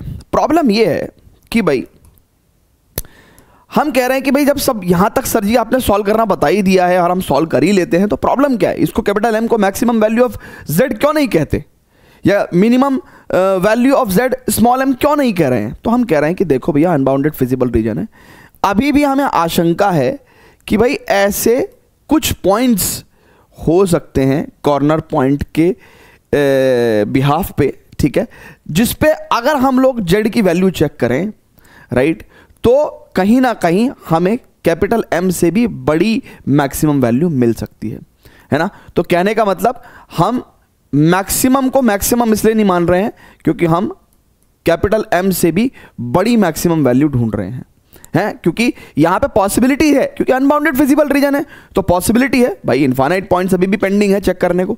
ठीक है, तो हम कैपिटल M से भी बड़ी मैक्सिमम वैल्यू ढूंढते हैं। सिमिलरली अगर हमें मिनिमम वैल्यू पूछा जाता है क्वेश्चन में, अगर हमसे मैक्सिमम वैल्यू ऑफ Z पूछा है, ठीक है, तो हम कैपिटल M से भी बड़ी वैल्यू ढूंढ रहे हैं। ठीक है, कि जिससे कि भाई ये मैक्सिमम ना हो, कोई और मैक्सिमम वैल्यू जाए। ठीक है, और अगर हमसे मिनिमम वैल्यू ऑफ Z पूछा है तो हम क्या करते हैं कि भाई मिनिमम वैल्यू ऑफ Z, हमारा तो यहाँ कॉर्नर पॉइंट के भी यहाँ पे स्मॉल m आ गया, बट हम इससे भी मिनिमम वैल्यू ढूंढ रहे हैं। क्यों, क्योंकि हमें लगता है कि भाई अभी तो बहुत सारे कॉर्नर पॉइंट्स चेक करने बाकी हैं, कुछ ढूंढ लेते हैं, क्या पता ऐसे कॉर्नर पॉइंट मिल जाएं या फिर ऐसे पॉइंट्स मिल जाएं कि हमें स्मॉल m से भी मिनिमम वैल्यू मिल जाए। तो ये हमारी बेसिकली स्ट्रैटेजी रहती है। अब इसको फर्दर कैसे सॉल्व करते हैं भैया, ठीक है, जरा बहुत ध्यान से देखिएगा, दोनों में एक ही काम करते हैं हम लोग, दोनों में एक ही काम करते हैं। ठीक है, और बहुत ही बेसिक सी बात है, इसका पूरा स्पष्ट रीज़न हमने जो है आपका उसमें भी बताया है जहाँ पे हमने डिटेल लेक्चर्स पढ़ाए हैं। तो हम यहाँ पे है ना मैक्सिमम के केस में हम कैपिटल M से भी बड़ी मैक्सिमम वैल्यू ढूंढ रहे हैं, और मिनिमम के केस में हम लोग स्मॉल m से भी मिनिमम वैल्यू ढूंढ रहे हैं। ठीक है भैया, राइट। तो अब देखिए Z क्या है हमारा, Z क्या है भैया, राइट, Z क्या है ax प्लस बी वाई, यानी कि ax प्लस बी वाई के लिए हम ऐसे xy पॉइंट ढूंढ रहे हैं जो हमें कैपिटल M से भी बड़ी वैल्यू देते हैं। ठीक है, ठीक है, और इस केस में हम लोग Z की value x plus B Y और ऐसे xy ढूंढ रहे हैं। ठीक है, ऐसे xy पॉइंट ढूंढ रहे हैं जो हमें स्मॉल m से भी छोटी वैल्यू दे दे। ठीक है, अब देखो बच्चों, आपको भी पता होना चाहिए कि किसी भी इनइक्वलिटी से, हमने अभी आपको क्या सिखाया कि किसी भी इनइक्वलिटी से हमें क्या मिलता है, हमें मिलता है एक रीजन, हाफ प्लेन। ठीक है, एक हाफ प्लेन मिलता है ना इनइक्वलिटी से। अभी हमने बताया आपको कि भाई इससे हाफ प्लेन मिलेगा, और उस वो हाफ प्लेन को लेट्स से हमने कहा रीजन R1। ठीक है, या रीजन R बोल देते हैं। ठीक है, रीजन मतलब एरिया। ठीक है, तो लेट्स से वो जो हाफ प्लेन हमें मिलेगा, ठीक है, उसको हम लोग रीजन, या फिर हम लोग कहेंगे कि इससे जो हमें हाफ प्लेन मिलेगा, अच्छा यहां से जो हाफ प्लेन मिलेगा वो ओपन हाफ प्लेन होगा। ओपन हाफ प्लेन का मतलब क्या होता है बच्चों, यानी कि वो जो लाइन के ऊपर के पॉइंट्स हैं, है ना, लाइन के ऊपर के पॉइंट्स हैं। अब देखो ये भी एक बहुत ही प्यारी बात है, जरा आप समझिएगा। क्या समझने की बात है इसमें कि भाई अगर ax प्लस, या फिर लेट्स से अगर 2x plus 3y greater than 6 है, ठीक है ना, 2x plus 3y greater than और इक्वल टू 6 है, तो इसमें फर्क क्या है भैया। देखिए लाइन आपकी जो है, लाइन जो है आपकी वो 1 2 3, ठीक है, और ये 1 2, ठीक है, ओके। तो यहां पे लाइन आपकी डॉटेड बनती है, ठीक है, इस केस में। और यहां पे लाइन आपकी कैसी बनती है बच्चों, यहां पे लाइन आपकी सॉलिड बनती है। ठीक है, 0 0 इसको सेटिस्फाई करेगा, नहीं करेगा, तो ये इधर का एरिया देगा, राइट। 0 0 इसको सेटिस्फाई करेगा, नहीं, तो इधर का एरिया देगा। तो ये दोनों देखो, ये भी एक हाफ प्लेन दे रहा है, राइट, लेकिन ये क्लोज्ड हाफ प्लेन है बच्चों। क्लोज्ड हाफ प्लेन क्यों है, क्योंकि यहां पे लाइन के ऊपर जो पॉइंट्स है ना, ठीक है, मान लो अगर लाइन के ऊपर हमने पॉइंट लिया लेट्स से 0,3, ठीक है, सॉरी 0,2, ठीक है, और लाइन के ऊपर हमने पॉइंट लिए 3,0, तो अगर आप 0,2 को पुट करोगे यहां पे, ठीक है, तो वो इसको सेटिस्फाई कर जाएगा। अगर आप 3,0 पुट करोगे तो वो इसको इनइक्वलिटी को सेटिस्फाई कर जाएगा। लेकिन यहां पे अगर आप 0,2 पुट करोगे, ठीक है, तो वो इसको सेटिस्फाई नहीं कर पाएगा। तो यानी कि यहां पे लाइन के ऊपर के पॉइंट्स जो हैं 3,0 रखोगे तो वो भी इस इनइक्वलिटी को सेटिस्फाई नहीं करेगा। तो कहने का मतलब यहां पे लाइन के ऊपर के पॉइंट्स जो हैं सॉल्यूशन रीजन में इंक्लूडेड नहीं होते, तो इसको बोलते हैं हम लोग ओपन हाफ प्लेन। यानी कि हाफ प्लेन, भाई पूरा प्लेन दो हिस्सों में डिवाइड हो गया, एक इधर का एक इधर का, तो ओपन हाफ प्लेन बोलते हैं हम लोग। ठीक है, तो अब जरा समझिएगा बहुत ध्यान से, बहुत ध्यान से। हमारे पास क्वेश्चन क्या है, यस यहां पे, तो इससे बच्चों हमें एक ओपन हाफ प्लेन मिलता है, राइट। अच्छा, अब ओपन हाफ प्लेन में और अनबाउंडेड फिजिबल रीजन में, ठीक है, एंड अनबाउंडेड फिजिबल रीजन में, ठीक है, दो कंडीशन होगी। क्या कंडीशन होगी, केस 1, अगर open half plane and unbounded feasible region, ठीक है, इसमें कोई भी कॉमन पॉइंट नहीं आया, कोई भी कॉमन पॉइंट नहीं आया, ठीक है, एक भी कॉमन पॉइंट नहीं आया, तो इसका मतलब ऐसे एक्स वाई मौजूद ही नहीं है जो कैपिटल एम से बड़ी वैल्यू दे दें, तो capital M is the maximum value of Z. ठीक है, अच्छा दूसरा केस, अगर ये जो ओपन हाफ प्लेन, यानी कि ये इसको सॉल्व करके जो ओपन हाफ प्लेन आएगा, ओपन हाफ प्लेन में और अनबाउंडेड फिजिबल रीजन, यानी कि ये जो हमारा अनबाउंडेड फिजिबल रीजन है, इसमें कॉमन पॉइंट्स आ गए। अब क्योंकि कॉमन पॉइंट एक नहीं आएगा, बहुत सारे इनफाइनाइट कॉमन पॉइंट्स आएंगे, ठीक है ना, इनफाइनाइट कॉमन पॉइंट्स आएंगे, और इनको हम चेक नहीं कर सकते, इनफाइनाइट कॉमन पॉइंट्स को हम लोग चेक नहीं कर सकते। ठीक है, तो इसका मतलब ऐसे एक्स वाई मौजूद तो हैं जो कैपिटल एम से बड़ी वैल्यू दे देंगे, लेकिन उनको हम चेक नहीं कर सकते, निकाल नहीं सकते, तो capital M is not the maximum value of Z. तो ठीक है, तो हम लोग बोलेंगे कि भैया capital M is not the maximum value of Z, है ना। अब not the maximum value of Z, ठीक है, ठीक है, बल्कि इन शॉर्ट हम ये भी कह देते हैं कि भाई ये तो मैक्सिमम है ही नहीं और हम निकाल भी नहीं सकते, तो हम बोलते हैं Z has no maximum value, Z has no maximum value. बहुत ही प्यारी बात है बच्चों। ठीक है, सिमिलरली यहां पे यही स्थिति होती है भैया कि अब इसकी भी बात सुनो, ठीक है, अगर अब इसे भी सॉल्व करने से बच्चों क्या आएगा, एक ओपन हाफ प्लेन आएगा, एक ओपन हाफ प्लेन आएगा, ठीक है, एक ओपन हाफ प्लेन आएगा। अगर उसमें और अनबाउंडेड फिजिबल रीजन में हम देखें तो देखो सेम ही कंडीशन प्रिवेल होंगी, ठीक है, सेम ही कंडीशन प्रिवेल होंगी। कॉपी पेस्ट कर दे रहा हूं। अगर कोई भी कॉमन पॉइंट नहीं आए तो हम क्या ढूंढ रहे हैं, ऐसे एक्स वाई ढूंढ रहे हैं कि जिसकी जो ए एक्स प्लस बी वाई की वैल्यू स्मॉल एम से भी छोटी बना दें। तो अगर कोई भी कॉमन पॉइंट नहीं आए हैं ना, तो इसका मतलब ऐसे एक्स वाई मौजूद ही नहीं है जो स्मॉल एम से भी छोटी वैल्यू दे दें, तो small M is the minimum value of Z. ठीक है, इसको एक क्वेश्चन में अप्लाई करेंगे तो हमारे को एकदम से समझ में आएगा। प्लस अगर कुछ कॉमन पॉइंट्स आ गए तो हम चेक नहीं कर सकते उन कॉमन पॉइंट्स को, ठीक है, और क्योंकि इनफाइनाइट कॉमन पॉइंट्स हैं, तो इसका मतलब स्मॉल m से छोटी वैल्यू तो आ जाएगी, लेकिन हम निकाल नहीं पाएंगे, तो z has no minimum value. ठीक है, तो बच्चों अगर बहुत ध्यान से देखेंगे तो सिर्फ और सिर्फ यहाँ का और यहाँ का फर्क है, अदरवाइज दोनों स्टेटमेंट सेम है। ठीक है, अब मैं ये मानता हूँ कि 10-20% ये बात आपको बहुत ही प्यार तरीके से समझ में आ गई होगी। ठीक है, बहुत ही अच्छे तरीके से समझ में आ गई होगी। इसी बात को जब हम एक क्वेश्चन में अप्लाई करेंगे तो और बेटर क्लियरिटी आएगी। ठीक है, फटाफट से चलते हैं क्वेश्चन पे। ठीक है, तो अपना क्वेश्चन ये वाला था भैया। ठीक है, क्वेश्चन ये वाला था। तो अब मैं, क्योंकि मुझे इस क्वेश्चन में थोड़ी सी जगह की ज़रूरत है। ठीक है, जगह की तो ज़रूरत है। ठीक है, तो आइए जरा जगह पैदा करते हैं यहाँ पे, इसको पूरे एरिया को ब्लैक कर देते हैं। ठीक है, ओके, यस। अब स्टूडेंट सबसे पहले बहुत ध्यान से देखेंगे, हमने सबसे पहले क्या बनाया, कॉर्नर पॉइंट टेबल बनाई। ठीक है भैया, कॉर्नर पॉइंट टेबल बनाते हैं, और यहाँ पे z की वैल्यू कितनी है, x + 2y है। अब कॉर्नर पॉइंट क्या है भैया हमारे पास, देखो इस पूरे अनबाउंडेड फिजिबल रीजन में एक तो ये कॉर्नर पॉइंट है और एक ये कॉर्नर पॉइंट है, यानी कि 0,3 एंड 6,0, 0,3 एंड 6,0, राइट। दोनों पे ही अगर हम देखें तो 2 3 6 और 6, यानी कि दोनों पे ही 6 वैल्यू आ गया, और हमको मिनिमम वैल्यू निकालनी है, तो भैया दोनों पे ही बराबर आ गए, तो यही हमारा मिनिमम वैल्यू ऑफ z है। बट अभी हमें डाउट है, क्योंकि अनबाउंडेड फिजिबल रीजन है, तो हम क्या करेंगे भैया, हम सिंपल सी बात है भाई कि भाई z की वैल्यू हमारी 6 मिनिमम आ रही है, लेकिन हम इससे भी छोटी ढूंढ रहे हैं, यानी कि अगर हम देखें तो x + 2y की वैल्यू हम लोग 6 से छोटी ढूंढ रहे हैं। ठीक है, क्लियर है क्या भैया।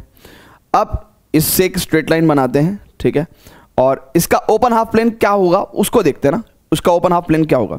तो x + 2y बराबर है ना, अब बच्चों बहुत ध्यान से देखेंगे, अगर x + 2y बराबर 6 है ना, मैं इधर की तरफ को कर रहा हूं, तो कोऑर्डिनेट बॉक्स देखेंगे भैया क्या हो जाएगा भैया, x की वैल्यू 0 तो y की वैल्यू 3, एंड y की वैल्यू 0 तो x की वैल्यू 6, तो 0,3 एंड 6,0। ठीक है, तो 0,3 यही पॉइंट है। ठीक है, और 6,0 यही पॉइंट है।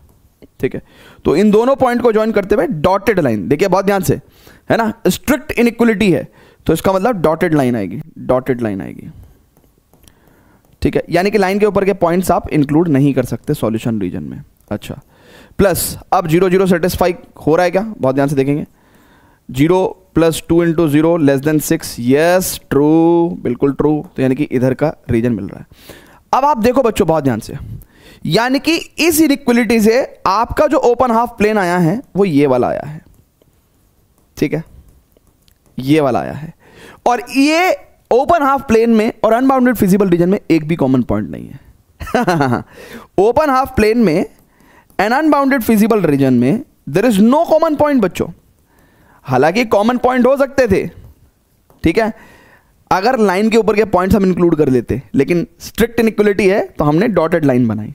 ठीक है, तो यानी कि लाइन के ऊपर के पॉइंट्स इंक्लूड नहीं है, तो इसका मतलब ओपन हाफ प्लेन में और अनबाउंडेड फिजिबल रीजन में एक भी कॉमन पॉइंट नहीं है, एक भी कॉमन पॉइंट नहीं है। ठीक है भाई फिर से बता रहा हूं मैं, इस ओपन हाफ प्लेन में लाइन के ऊपर के पॉइंट्स इंक्लूडेड नहीं है, हालांकि अनबाउंडेड फिजिबल रीजन में लाइन के ऊपर के पॉइंट्स इंक्लूडेड हैं। तो कोई बच्चा कह सकता है सर 0 3 और 6 0 तो दोनों में कॉमन है। नहीं बेटा, हम लाइन के ऊपर के पॉइंट्स नहीं ले सकते इस ओपन हाफ प्लेन में, तो यानी कि इसका मतलब इन दोनों में there is no common point. अब there is no common point तो इसका मतलब क्या है बच्चों, कि भैया हमने क्या सिखाया आपको, कि अगर there is no common point तो जो आपने निकाला है मैक्सिमम मिनिमम वही मैक्सिमम मिनिमम होगा। तो इसका मतलब ये जो आपका मिनिमम ऑफ z है, राइट, ये तो भैया 6 ही रहेगा, 6 ही रहेगा। और ये भी 2 पॉइंट पे आ रहा है, तो मल्टीपल ऑप्टिमल सॉल्यूशन का केस हो गया, मल्टीपल ऑप्टिमल सॉल्यूशन का केस हो गया। ठीक है, मल्टीपल ऑप्टिमल सॉल्यूशन का केस हो गया on all points of line joining.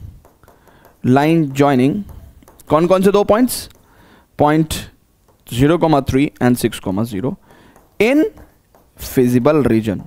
ठीक है, यानी कि मल्टीपल ऑप्टिमल सॉल्यूशन आपको मिल रहे हैं इन 2 पॉइंट को ज्वाइन करने वाले लाइन के ऊपर। हर पॉइंट पे आपको मल्टीपल ऑप्टिमल सॉल्यूशन, यानी कि हर जगह आपको मिनिमम वैल्यू ऑफ z जो है वो कितनी मिलेगी, 6 मिलेगी, लेकिन सिर्फ और सिर्फ फिजिबल रीजन के अंदर। ठीक है, तो देखो यहाँ पे लिखा है minimum z is equal to 6 at all the points on the line segment joining the point 60 and 03। Amazing question, wonderful question. एक क्वेश्चन से आपका unbounded feasible region, I think so ये पूरा ढंग से कंप्लीट हो गया होगा, ठीक है। सो फटाफट से ये पूरी जानकारी नोट करिए, ठीक है। इसके हालांकि नोट्स आपको हमारे विदवाइज ऐप के फ्री स्टडी मटेरियल सेक्शन के अंदर जाके मिल जाएंगे एंड हमारे टेलीग्राम चैनल के ऊपर भी मिल जाएंगे, ठीक है। सो दोनों के लिंक आपको डिस्क्रिप्शन में मिल जाएंगे, ठीक है। ओके, सो आगे चलते हैं एंड अब हम लोग जो हमारा क्वेश्चन था, ठीक है, क्वेश्चन नंबर 4 या ये भी हमारा अनबाउंडेड फिजिबल रीजन की समस्या में पहले ही एनालाइज कर ली थी। तो आइए जरा इसको सॉल्व करते हैं भैया, ठीक है। एक एक करके है ना, मैक्सिमम देखो मैक्सिमाइज करना हमें, ठीक है। ये हमारी ऑब्जेक्टिव फंक्शन है। एक एक करके इनइक्वलिटी को कर देंगे भैया काम, है ना। इनइक्वलिटी का काम एक एक करके कर देंगे, ठीक है। ये ग्राफ बनाना शुरू करते हैं, ठीक है। यस, देखो मेरे स्ट्रेट लाइंस देख रहे हो मेरी कितनी खतरनाक है, ठीक है। ऐसे बना देता हूँ भाई मैं। अब मैं लेकिन टेक्निकल हो गया है ना, अब मैं टेक्निकल हो गया भाई। ठीक है, यस। अरे भाई क्या बात है, हाँ ठीक है। अब एक ये में, यस, ओके, ठीक है। अब एक एक करके इनइक्वलिटी को उठाएंगे, ठीक है। ये इनइक्वलिटी तो आसान है, ये इनइक्वलिटी भी आसान है, तो पहले इन दोनों इक्वलिटी को उठाते हैं ना, इस वाले को। x plus Y is greater than और इक्वल टू 5, तो यानी कि ये भी आसानी है ना। देखो कुछ चीज़ें तो आपको बड़े प्यार से समझ में आ जानी चाहिए, है ना। जो बच्चे थोड़े से होशियार हैं वो देख लेंगे कि x/5 plus y/5 equal to 1 intercept form से भी आपको समझ में आता ही है ना। अदरवाइज तो 10वीं क्लास वाला मेथड तो है ही, ठीक है। तो 1 है ना, देखेंगे जरा, इट्स 1 2 3 4 5 6 और 7, ठीक है। लेट्स से अब 1 2 3 4 5 6 7, ओके। चलिए तो भैया x plus Y equal to 5, तो यानी कि ये 5 और 5 इंटरसेप्ट बनाएगा, 1 2 3 4 5, यानी कि 0,5 पे इंटरसेप्ट बनाएगा एंड 1 2 3 4 5 है ना, 5,0 पे इंटरसेप्ट बनाएगा, ठीक है। तो ये लाइन खींच दी भैया हमने, ठीक है, लाइक दिस ओनली, ठीक है, ठीक है भैया। अरे हाँ ठीक है, इस लाइन को थोड़ा सा आगे भी ले जाएंगे, इसको थोड़ा और आगे ले जाएंगे, ठीक है। ऑब्वियसली ग्रेटर देन और इक्वल टू 5 है ये, ठीक है। तो 0 0 पुट करेंगे, वो इसको सेटिस्फाई नहीं करने वाली है, तो अवे फ्रॉम द 0 0 हमें इसका सॉल्यूशन मिलेगा, ठीक है। वेरी गुड, ये इनइक्वलिटी हमने सॉल्व कर ली भैया, ठीक है। अच्छा, x is greater than equal to 3 का मतलब क्या है, 1 2 3। तो अब बच्चों बहुत ध्यान से देखेंगे, ये ठीक है, पैरेलल दिख रही है क्या भैया। सो इसको देख लेंगे, दिस इज आपका ये क्या है भैया, x इज इक्वल टू 3। अब उसने कहा x इज ग्रेटर देन और इक्वल टू 3, तो ये इधर की तरफ को हो गया, ठीक है, ये इधर की तरफ को हो गया, ठीक है, इधर की तरफ को। वेरी गुड, बहुत बढ़िया।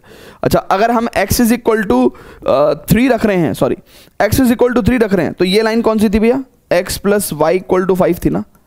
तो x इक्वल टू 3 रखने पे y की वैल्यू सर्टेनली भी 2 होगी, ठीक है, ओके। अब y greater than equal to 0 का मतलब तो क्या है भैया, सिंपल x एक्सिस के अबव हो गया मामला, ठीक है। अब बस एक ये इनइक्वलिटी सॉल्व करने का है, x प्लस 2y, ठीक है। तो इसको हटा दूं क्या, है ना, इनको हटा सकते हैं, ठीक है। x plus 2y greater than और इक्वल टू 6, तो x plus 2y equal to 6 करके सॉल्व करते हैं भैया। तो कोऑर्डिनेट बॉक्स बनाएंगे भैया, कितना हो जाएगा भैया, इट्स 0 पे 3 एंड 0 पे 6, तो 0,3 एंड 6,0, तो 0,3 यहाँ है भैया, ठीक है, एंड 6,0 यहाँ है भैया, ठीक है। इट्स 6,0 यहाँ है भैया। तो जरा देखें क्या भाई,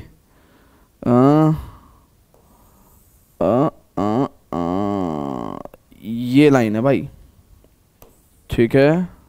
यस गाइस, बहुत ध्यान से देखेंगे, कुछ हो पाएगा क्या, कलर चेंज नहीं हो पाएगा क्या, यहाँ पे सॉफ्टवेयर से, मतलब सॉरी बटन्स हैं यहाँ पे, ठीक है, नहीं हो पाएगा, बट कोई बात नहीं। तो एक लाइन हमारी ये हो गई भैया, ठीक है। एक काम कर सकते हैं, इस लाइन को उधर ले जाके पहले रेड करके ले आएँ, ठीक है, और फिर यहाँ से पास करा दें। हाँ, जुगाड़बाजी तो हम कर ही लेते हैं। अच्छा, अब देखो ये वाला पॉइंट भी चाहिए होगा मैं, क्यों? क्योंकि अब इसमें भी अगर अपन 0 0 पुट करा के देखेंगे तो इट विल नॉट सेटिस्फाई, तो अवे फ्रॉम द 0 0 आपको मिलेगा, ठीक है। हाँ, यस, लाइक दिस, ऊपर, ठीक है। तो ये पॉइंट चाहिए होगा मैं। अब ये पॉइंट सर्टेनली भी क्या दिख रहा है, 1 2 3 4,1 दिख रहा है क्या? 4,1 दिख रहा है क्या? हाँ, तो 4,1, यस 4,1, ठीक है। अब भाई देखो बहुत ध्यान से, ये बेसिकली इधर का एरिया, इसके ऊपर का एरिया, इसके ऊपर का एरिया, इसके ऊपर का एरिया, तो भाई एक तरीके से ये हमारा अनबाउंडेड फिजिबल रीजन है, ठीक है। क्लियर है क्या भाई? अनबाउंडेड फिजिबल रीजन ये है हमारा। अच्छा, थोड़ी सी फिगर छोटी कर सकते हैं क्या? थोड़ी सी छोटी कर सकते हैं क्या? कर सकते हैं ना, थोड़ी सी कर सकते हैं। आई थिंक ये वाला पार्ट उड़ा सकते हैं इसका, ठीक है। हाँ, ठीक है, क्योंकि मुझे फिर बाद में भी जगह चाहिए हो सकती है, बाद में भी जगह चाहिए हो सकती है, ठीक है। तो यहाँ पे हमने इसको ठीक कर दिया भैया, ठीक है। This is Y axis and this is axis greater than equal to 3, ठीक है। चलिए, तो कॉर्नर पॉइंट्स टेबल बना लेंगे। अब कॉर्नर पॉइंट टेबल बना लेते हैं। तो कॉर्नर पॉइंट टेबल, ओके, सो z की वैल्यू क्या है भैया? -x + 2y। सो कॉर्नर पॉइंट्स क्या क्या है हमारे पास? 3 2 है भैया, ठीक है, ओके। और 4 1 है भैया, 4 1 है भैया, ठीक है, ओके। एंड दिस इज 6,0, ठीक है, 6,0, ठीक है, ओके। और लाइक ठीक है, सो 3 2 4 1 एंड 6,0, यही 3 कॉर्नर पॉइंट्स है, 3 2 4 1 एंड 6,0। देखो ना भैया, सिर्फ यही तीनों कॉर्नर पॉइंट्स हैं, यही तीनों कॉर्नर पॉइंट्स हैं, और कोई कॉर्नर पॉइंट नहीं है।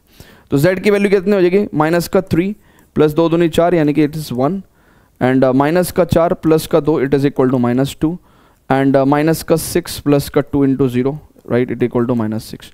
हमें क्या चाहिए? मैक्सिमम। तो मैक्सिमम ऑफ z क्या हो जाएगा भैया? 1 हो जाएगा। मैक्सिमम ऑफ z हमारा 1 हो गया, ठीक है, ओके। अब प्रॉब्लम क्या है भाई?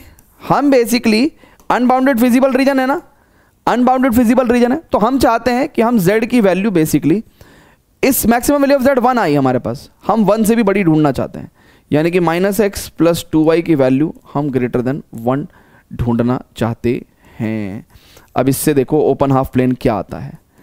अब -x + 2y is equal to 1, इसको यहां पे सॉल्व कर लेंगे भैया, कोऑर्डिनेट बॉक्स बना लेंगे इसके, ठीक है। तो it is what we can say बच्चों, x y, ठीक है। सो अब क्या हो जाएगा बच्चों? x की वैल्यू 0 रखेंगे तो y की वैल्यू हाफ आ जाएगी, है ना। बल्कि मैं कहता हूं कि x की वैल्यू 1 रख लो, ठीक है, तो ये -1 उधर जाके +1 हो जाएगा, तो y की वैल्यू भी 1 आ जाएगी। Very good. और y की वैल्यू 0 रख लो यार, तो x की वैल्यू -1 हो जाएगी, तो यानी कि -1,0, ठीक है। सो सर्टेनली भी अब देखो ना 2 पॉइंट्स कैसे कैसे आए, इट्स 1,1 एंड इट्स -1,0, तो 1,1 शुड बी हियर बच्चों, ठीक है, right, 1,1 should be here and -1,0 must be here, है ना, -1,0 भी हियर। अब देखो बचेगी डॉटेड लाइन खींचेगी, है ना, डॉटेड लाइन खींचेगी, ठीक है भाई, डॉटेड लाइन। अब इसको हमने लेट्स से ये कह दिया, ठीक है। अब देखो भैया 0 0 पुट करके देखा हमने यहाँ पे, है ना, इस इनइक्वालिटी में 0 0 पुट करके देखा, तो -0 0 + 2 × 0, 0 ग्रेटर देन 1 है क्या? Not true, not true. तो यानी कि 0 0 की तरफ का नहीं, बल्कि उसके अपोजिट, है ना, 0 0 के अपोजिट जो है हमें मिलेगा।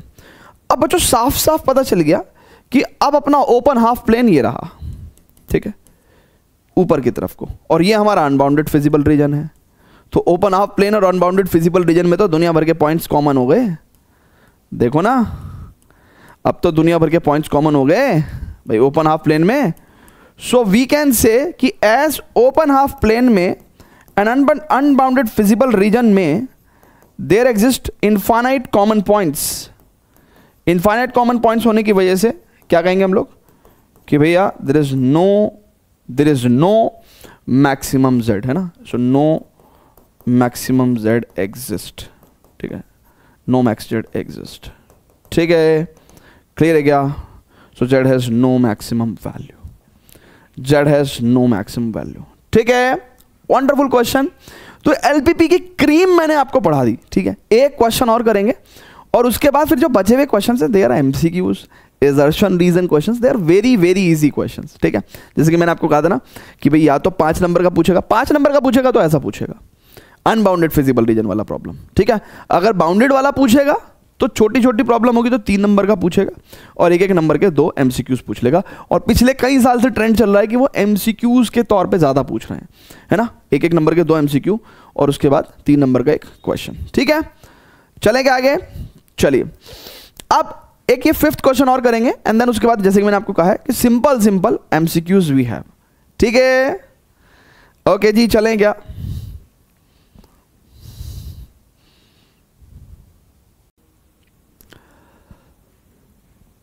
चलिए स्टूडेंट्स, तो अब हम लोग बात करेंगे क्वेश्चन नंबर 5 पे, ठीक है।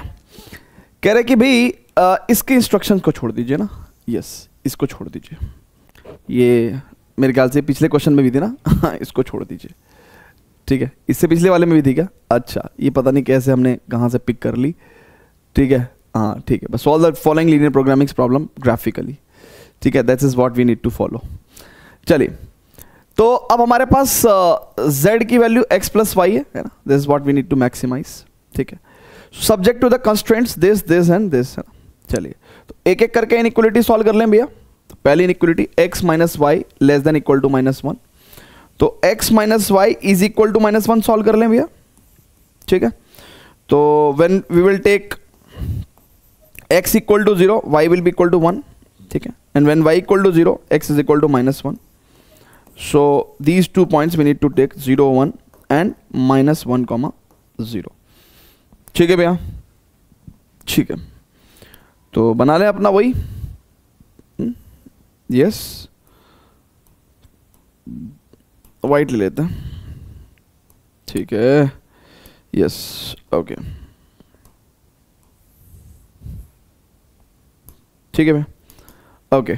तो 0, 1 and -1, 0, so let's say this is 0, this is 1, 1, 2, 3, 4, 5, 1, 2, 3, 4, 5, ठीक है, this is सही है क्या? -1, तो अभी तो फिलहाल -1 की ज़रूरत है खाली, -1, 0, -1, 0 एंड 0, 1, है ना। तो 0, 1 कौन सा भैया आपके पास? ये पॉइंट है, ठीक है। सो जोड़ दो भैया दोनों को। अरे कहाँ जा रहे हो सर, ऐसे मत जाओ ना, यस, ओके, सो ठीक है, ठीक है यार, जिस भी कलर में दिखाई तो दे ही रही है ना तुम्हें। अब 0, 0 हम इसको 0, 0 चेक करें इस पे, 0, 0, तो क्या इसको सेटिस्फाई कर रहा है? 0 - 0 is less than equal to -1, तो क्या 0 -1 से छोटा होता है? नहीं भाई, 0 -1 से बड़ा होता है, ठीक है। सो इसका मतलब 0, 0 की तरफ को तो नहीं होगा, इसका इधर को हमें एरिया मिलेगा, ठीक है। चलिए भैया, पहली इनइक्वालिटी सॉल्व हो गई है, दूसरी कर लेंगे भाई, ठीक है। इसको हटा देंगे भाई, इसका मामला हटा देंगे, चलिए इसका हटा दे रहे हैं, मैं हटा रहा हूं लेकिन आपको नहीं हटाना है, ये मैं कई बार बता चुका हूं आपको। Okay, so -x + y is less than equal to 0, so we can also say y is less than equal to x, simple. तो इसके लिए तो सबसे पहले y = x लाइन ड्रॉ कर लो। अब y = x लाइन ड्रॉ करना बड़ा आसान है ना। क्यों? क्योंकि भाई देखो, जब x 1 होगा तो y भी 1 होगा, ठीक है, और जब x 2 होगा तो y भी आपका 2 हो जाएगा, ठीक है, और जब x 3 होगा तो y भी आपका 3 हो जाएगा, ठीक है, और x 0 होगा तो y भी 0 होगा, ठीक है। तो ये एक लाइन हमने इधर को खींच के निकाल दी, ठीक है, यस, ठीक है, समथिंग लाइक दिस, ठीक है। तो अब 0, 0 तो इस पे चेक कर नहीं सकते, 0, 0 तो चेक नहीं कर सकते, कोई भी एक पॉइंट चेक कर लो, है ना। लेट्स से यहाँ पे हमने कोई पॉइंट 2, 0 चेक कर लेते हैं, है ना। तो कोई पॉइंट 2, 0 चेक कर लेते हैं। तो x की जगह आप 2 रखो और y की जगह 0 रखो, तो हाँ 2 is greater than equal to 0, yes. तो ये इधर का आपको रीजन दे देगा, ठीक है, ये आपको इधर का रीजन दे देगा, ठीक है, इधर साइड का। अब x, ये वाली इनइक्वालिटी भी होगी। अब x is greater than equal to 0, तो यानी कि x जो है वो आपका ग्रेटर देन इक्वल टू 0 का मतलब क्या भैया, कि वो इधर साइड का एरिया देगा। y greater than equal to 0, तो y greater than equal to 0 आपका इधर का देगा। अब देखो एक बात समझो, इस पूरी समस्या में ना एक लोचा हो गया कि हमको कुछ भी बाउंडेड फिजिबल कॉमन रीजन नहीं मिल रहा है। प्रॉब्लम देखो, प्रॉब्लम क्या है, जैसे प्रीवियस प्रॉब्लम्स में क्या हुआ करता था, जैसे फॉर एग्जांपल अगर हम लोग इस प्रॉब्लम को देखें तो ये एक ऐसा रीजन था जहां पे अगर मैं इनइक्वालिटीज का नंबर लिख दूं 1 2 3 4 5, है ना, तो इस रीजन में सारी की सारी इनइक्वालिटी सेटिस्फाई कर रही थी, 1b 2b 3b 4b 5b, तभी तो ये हमारे पास बाउंडेड फिजिबल रीजन आया। लेकिन इस प्रॉब्लम के अंदर, ठीक है, अगर हम इनइक्वालिटीज का भी नंबरिंग कर दें ना 1 2, ठीक है, 3 4, ठीक है भाई, ये दो इनइक्वालिटीज है ना, तो देखो इस वाले में 1 3 4 सेटिस्फाई हो रहा है, इस रीजन में, ठीक है, इस रीजन में खाली 3 4 सेटिस्फाई हो रहा है, इसमें 2 3 4 सेटिस्फाई हो रहा है। यानी कि एक कोई ऐसा रीजन नहीं मिल रहा है जहां पे 1b 2b 3b और 4b जो है सेटिस्फाई कर जाए, एक भी ऐसा रीजन नहीं मिल रहा है। तो ऐसे केस में भैया, है ना, there is no feasible region, ठीक है, नो फिजिबल रीजन। और जब फिजिबल रीजन ही नहीं है तो भैया कॉर्नर पॉइंट्स भी नहीं मिलेंगे, राइट, हम मैक्सिमम वैल्यू ऑफ z भी नहीं निकल पाएंगे। तो देखो आंसर क्या है, no feasible region hence no maximum value of z। So no visible region it implies no maximum value of z। Wonderful question बच्चों, ठीक है भैया। तो हमने एलपीपी में सारे टाइप के क्वेश्चंस कवर कर लिए, अब कुछ भी बचा नहीं है, ठीक है। अब बच्चों हमें क्या करना है, ये जो हमने कॉन्सेप्ट सीखे हैं हौले हौले मोहब्बत के साथ, बहुत ही खूबसूरती के साथ, अब हम इन कॉन्सेप्ट्स को, है ना, छोटे छोटे एमसीक्यू क्वेश्चंस, जैसे कि मैं आपको बता चुका हूं कि एक नंबर के 2 क्वेश्चन भी पूछे जा रहे हैं प्लस 3 नंबर का 1, तो टोटल 5 ऐसे भी करे जा रहे हैं। तो अब हम करेंगे थोड़े से एमसीक्यू प्रश्न, ठीक है। जैसे ये 2024 में, यानी कि ताज़ा इसी साल आपसे पूछा गया है, मुझे लगता है ना, मैं एक बार जरा चेक कर लूँ, फिगर आई थिंक आपको विजिबल होगी, ठीक है, नहीं भी विजिबल होगी तो मैं यहाँ पे फिजिबल कह रहा हूँ, फिगर को कंस्ट्रक्ट कर सकता हूं आपके लिए। This is X axis, this is Y axis, ठीक है, और this is here somewhere around is 50 and this is they are saying 90, ठीक है, और यहाँ पे 10 20 30 40 50, तो एक 50 से 50 तक की लाइन जा रही है, ठीक है, एक 50 से 50 तक की लाइन जा रही है। बहुत ध्यान से देखेंगे भैया, एक लाइन ऐसे है, ठीक है, 50 पे, ठीक है, ओके, 50 40 30 20 10, ठीक है, और एक लाइन 90 से कहाँ जा रही है, आपकी 30 तक जा रही है, ठीक है, 90 से 30, ओके, वंडरफुल, यस। तो this point is A, this point is B and this point is C, they are saying, ठीक है, और ये आपका फिजिबल रीजन दे रखा है, ठीक है। ये फिगर मैंने रिकंस्ट्रक्ट कर दी, कह रहा था maximum value of z 4x + y for an LPP whose feasible region is given below, यानी कि झंझट ही खत्म, उसने डायरेक्ट फिगर दे दिया, आप कह रहा है कि भाई सीधा मैक्सिमम वैल्यू बता दो। तो अब देखो आपके पास जो कॉर्नर पॉइंट है बच्चों, टेक्निकली क्या क्या कॉर्नर पॉइंट है आपके पास, एक तो ये है भैया 20, 30, एक आपके पास कॉर्नर पॉइंट ये है 30, ठीक है, 30, और एक आपके पास कॉर्नर पॉइंट ये है 0, 50, ठीक है। तो अगर कॉर्नर पॉइंट टेबल बनाओ, ठीक है, तो आपका जो z वैल्यू है 4x + y, ठीक है, तो कॉर्नर पॉइंट आपका 0, 50, ठीक है, फिर आपका 20, 30 एंड देन आपके पास 30, 0, तो z वैल्यू कितनी हो जाएगी भैया 50, यहाँ पे 20 चौक 80 प्लस 30 यानी कि 110, ठीक है, 20 चौक 80 प्लस 30 110 एंड 30 चौक 120, ठीक है। So maximum value of z will be 120, C will be the correct answer, ठीक है। बाकी अगर आपको फिगर विजिबल था, ठीक है, तो आप यहीं के यहीं क्या कर सकते थे, z की वैल्यू डायरेक्ट लिख सकते थे, आपको पता ही था कि ये x वैल्यू है, ये y की वैल्यू है, तो 20 चौक 80 प्लस 30, ठीक है ना, 110, फिर यहाँ पे आपको पता था कि 30, 0 है, तो यहाँ z की वैल्यू 30 चौक 120, और यहाँ पे 0, 50 पे z की वैल्यू कितनी हो जाएगी, इट इज़ 50 ओनली, है ना। तो 50, 110, 120 definitely will be the correct answer, C is the correct answer. Clear है क्या? वेरी गुड बच्चों। चलिए नेक्स्ट क्वेश्चन देखते हैं कह रहा सीबीएसई एग्जाम्पल पेपर 2023-24 में ये सवाल पूछा गया आपसे। कह रहा corner point of the bounded feasible region determined by a system of linear constraints are 0, 3, यानी कि सीधा कॉर्नर पॉइंट से दे दिया भैया उसने लफड़ा ही नहीं रखा, उसने कहा भाई सीधा कॉर्नर पॉइंट ले लो, ठीक है, सीधा कॉर्नर पॉइंट ले लो। Okay, these are the corner points. कह रहा let z is equal to p x plus Q y, अब z भी दे दिया उसने आपको p x plus Q y, right. कह रहा the condition on p and q so that the minimum of z occurs both at 3,0 and 1,1। अब वो कह रहा है कि भाई दोनों पे, इस पे भी और इस पे भी, राइट, सॉरी 0,3 पे, सॉरी 3,0 पे एंड 1,1 पे, कह रहा इन दोनों पे आपका मिनिमम ऑफ z आता है, यानी कि दोनों क्वांटिटीज इक्वल हैं। तो देखो basically P x plus Q Y अगर देखेंगे तो यहाँ पे p प्लस क्यू हो जाएगा और यहाँ पे 3p हो जाएगा। अब ये दोनों क्वांटिटीज इक्वल हैं, तो इसका मतलब वो क्या कह रहा है भैया कि p प्लस क्यू बराबर 3p, है ना, ये दोनों पे मिनिमम आ रहा है ना, यानी कि दोनों ही क्वांटिटीज इक्वल होंगे तभी दोनों पे मिनिमम कह रहा है वो। सो वी कैन से 2p is equal to q, ठीक है, तो 2p is equal to q, 2p is equal to q, यानी कि p is equal to q by 2, ठीक है। तो b will be the correct answer, yes, b is the correct answer. कई बार लोग सही आंसर लाने के बावजूद भी गलत आंसर ऑप्शन मार्क करके आ जाते हैं, so that you should not do, है ना, you should not do, you should not do, ठीक है, हाँ, तो आपको ऐसा नहीं करना चाहिए, ठीक है। चलिए नेक्स्ट क्वेश्चन चलते हैं। कह रहा था feasible region corresponding to the linear constraint of a linear programming problem is given as this, ठीक है। आई थिंक आपको फिगर क्लियर होगा, विजिबल होगा। Which of the following is not a constraint to the given linear programming problem. अब देखिए बच्चों, मैं यहाँ पे फिर भी रीइंफोर्स करके दिखा देता हूँ। एक्चुअली ये आपको, रुक जाओ, मैं आपको, यस, ये आपकी फिगर में रिकंस्ट्रक्ट कर रहा हूँ ना इसी के ऊपर, तो फिर आपको दिखाई दे जाएगा।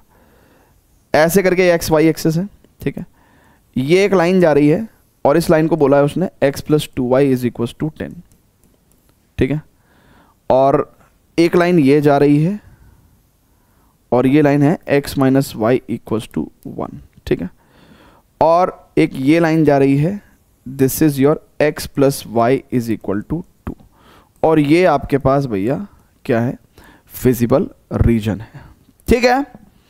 अच्छा, कह रहा है इनमें से कौन सी इनइक्वलिटी जो है वो नहीं हो सकती। अब देखो 3 इक्वेशन है ना भाई, एक तो सबसे पहले x plus 2y is equal to 10।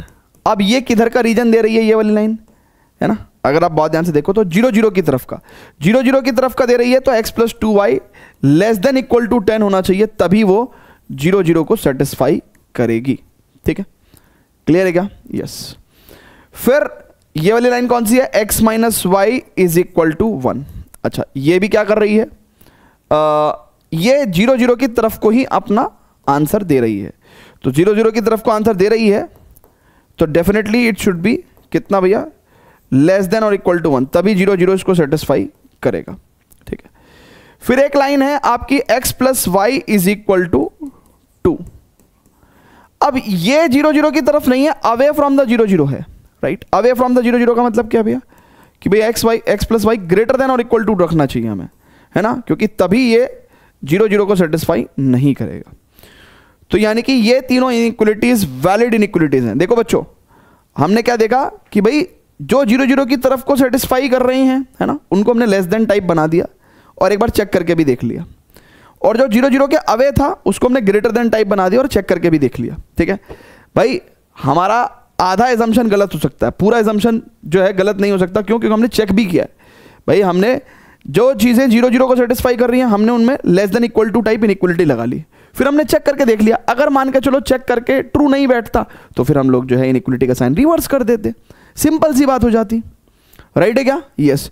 तो अब देखो x plus y greater than equal to 2 है, ठीक है, हाँ जी है, ये x plus 2y less than equal to 10 है, हाँ जी है, x minus Y less than equal to 1 है, हाँ जी है। तो ये इसका मतलब ये हमारा करेक्ट आंसर होगा, C इनमें से नहीं है, C इनमें से नहीं है, तो C is not the right answer, है ना। but C is basically not the inequality of this particular problem. ठीक है, तो ऐसे कई बार करके इनइक्वलिटी की भी समस्या आपसे पूछ लेते हैं, ठीक है ना। इसमें हमने क्या किया, जो लेस देन जो जितने भी 0 0 को सेटिस्फाई कर रहे थे, यानी कि जो 0 0 की तरफ वाली इनइक्वलिटी थी, उसमें हमने less than equal to type लगाया और फिर 0 0 को चेक करके देखा और चेक वो सेटिस्फाई भी कर रहे थे, है ना। तो हमने कहा भाई यही सही है, ठीक है। और जो अवे फ्रॉम द 0 0 थे उनको हमने ग्रेटर देन टाइप इनइक्वलिटी बनाया और हमने देखा कि हाँ भाई ये 0 0 चेक सेटिस्फाई नहीं कर रहा है, तो ये डेफिनेटली अवे फ्रॉम द 0 0 ही होगा, ठीक है। चलिए बहुत बढ़िया। ओके, इसमें एक ऐसा भी, अगर ये फिगर थोड़ी ठीक होती ना तो आप ऐसा भी कर सकते हैं, इनमें आप ऐसा भी कर सकते हैं, इसका एक शॉर्टकट टेक्निक भी होता है कि यहां से कोई पॉइंट ले लो आप, है ना। यहां से कोई पॉइंट ले लो, लेट्स से 2,3, है ना।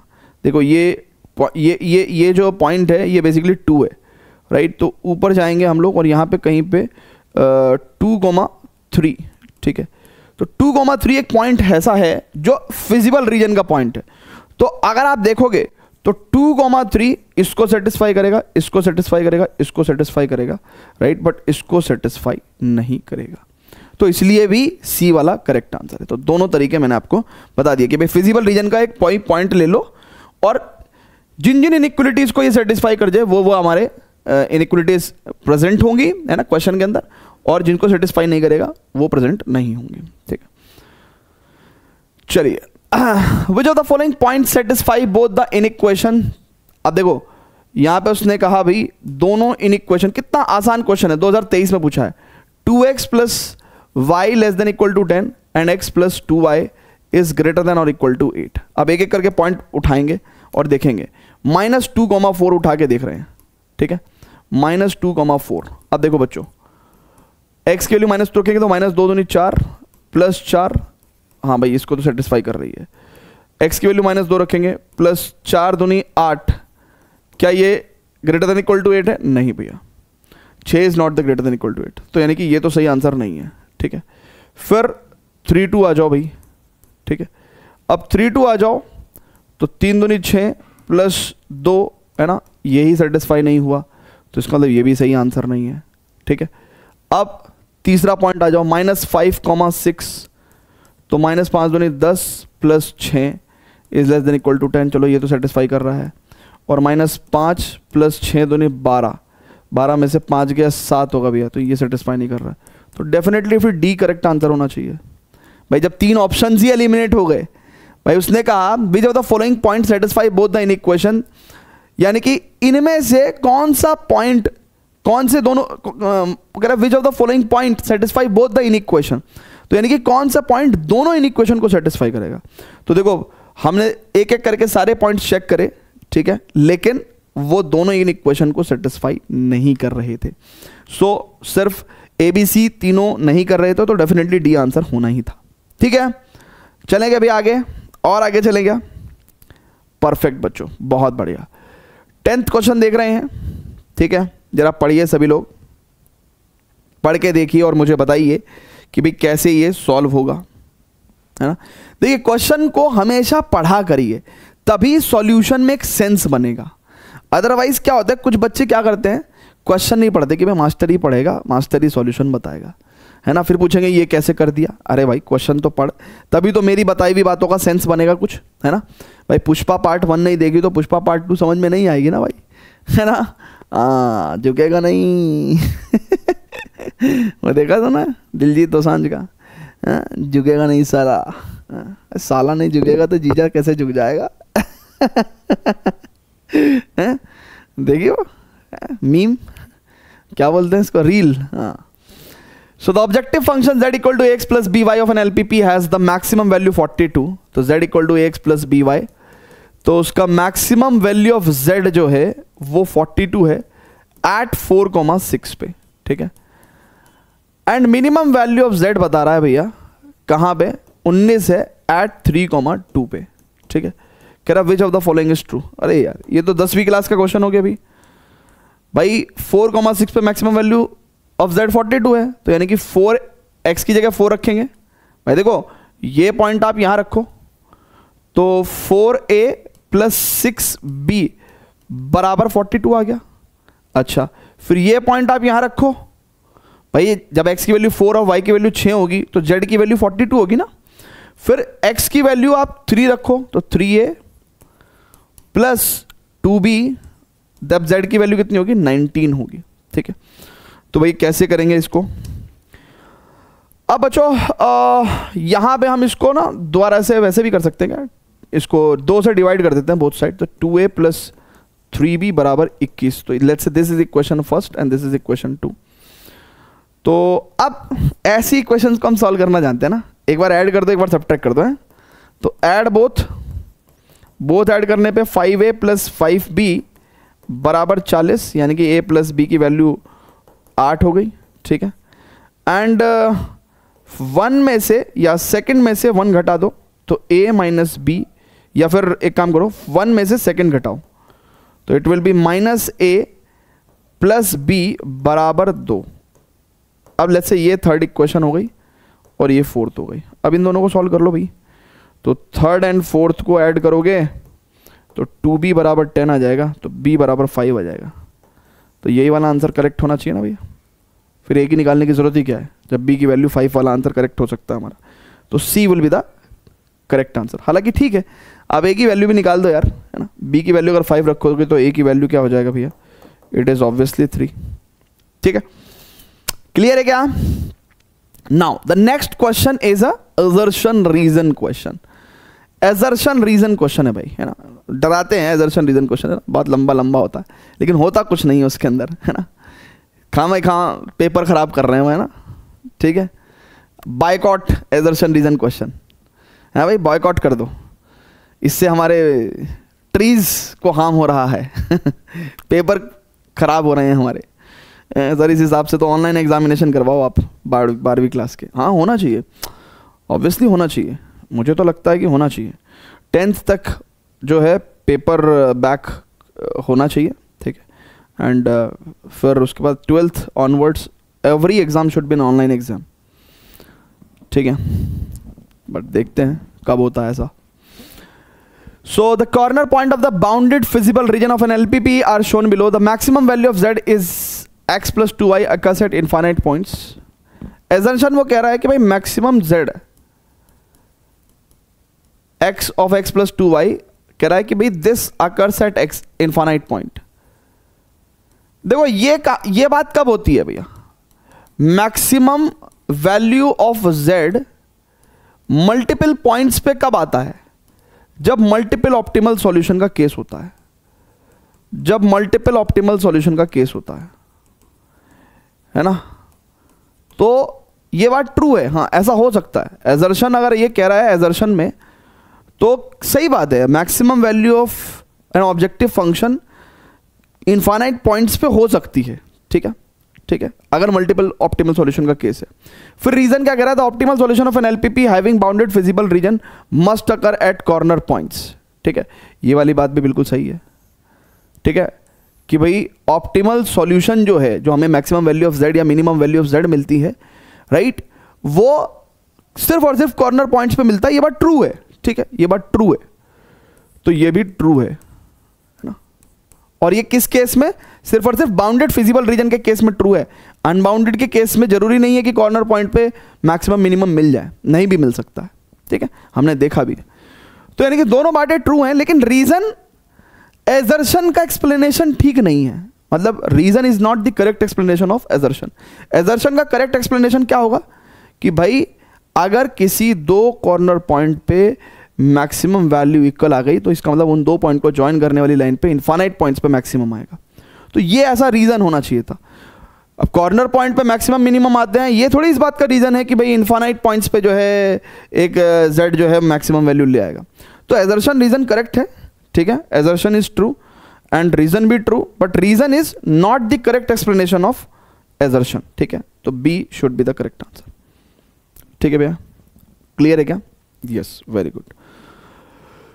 चलिए स्टूडेंट, तो अब हम लोग केस स्टडी क्वेश्चन करेंगे और ये लास्ट क्वेश्चन है एलपीपी का। ठीक है, तो यहाँ पे जो फिगर है वो बेसिकली मैंने थोड़ा टाइम लेके अच्छे से नीट एंड क्लीन ड्रॉ कर लिया, क्योंकि मे भी शायद आपको इतना क्लियरली विजिबल नहीं है।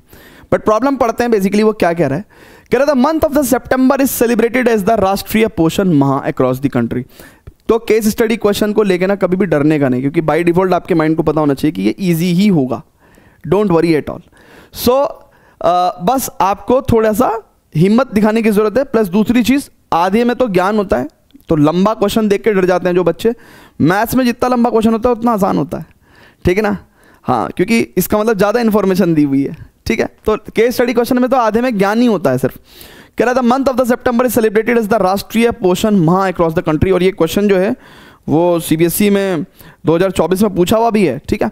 So the month of the September is celebrated as the Rashtriya Poshan माह। अच्छा, ठीक है, सितंबर का महीना राष्ट्रीय पोषण माह के तौर पर मनाया जाता है। Following a healthy and well balanced diet is crucial in order to supply the body with the proper nutrients it needs. A balanced diet, है ना, यहाँ डाइट है, ठीक है।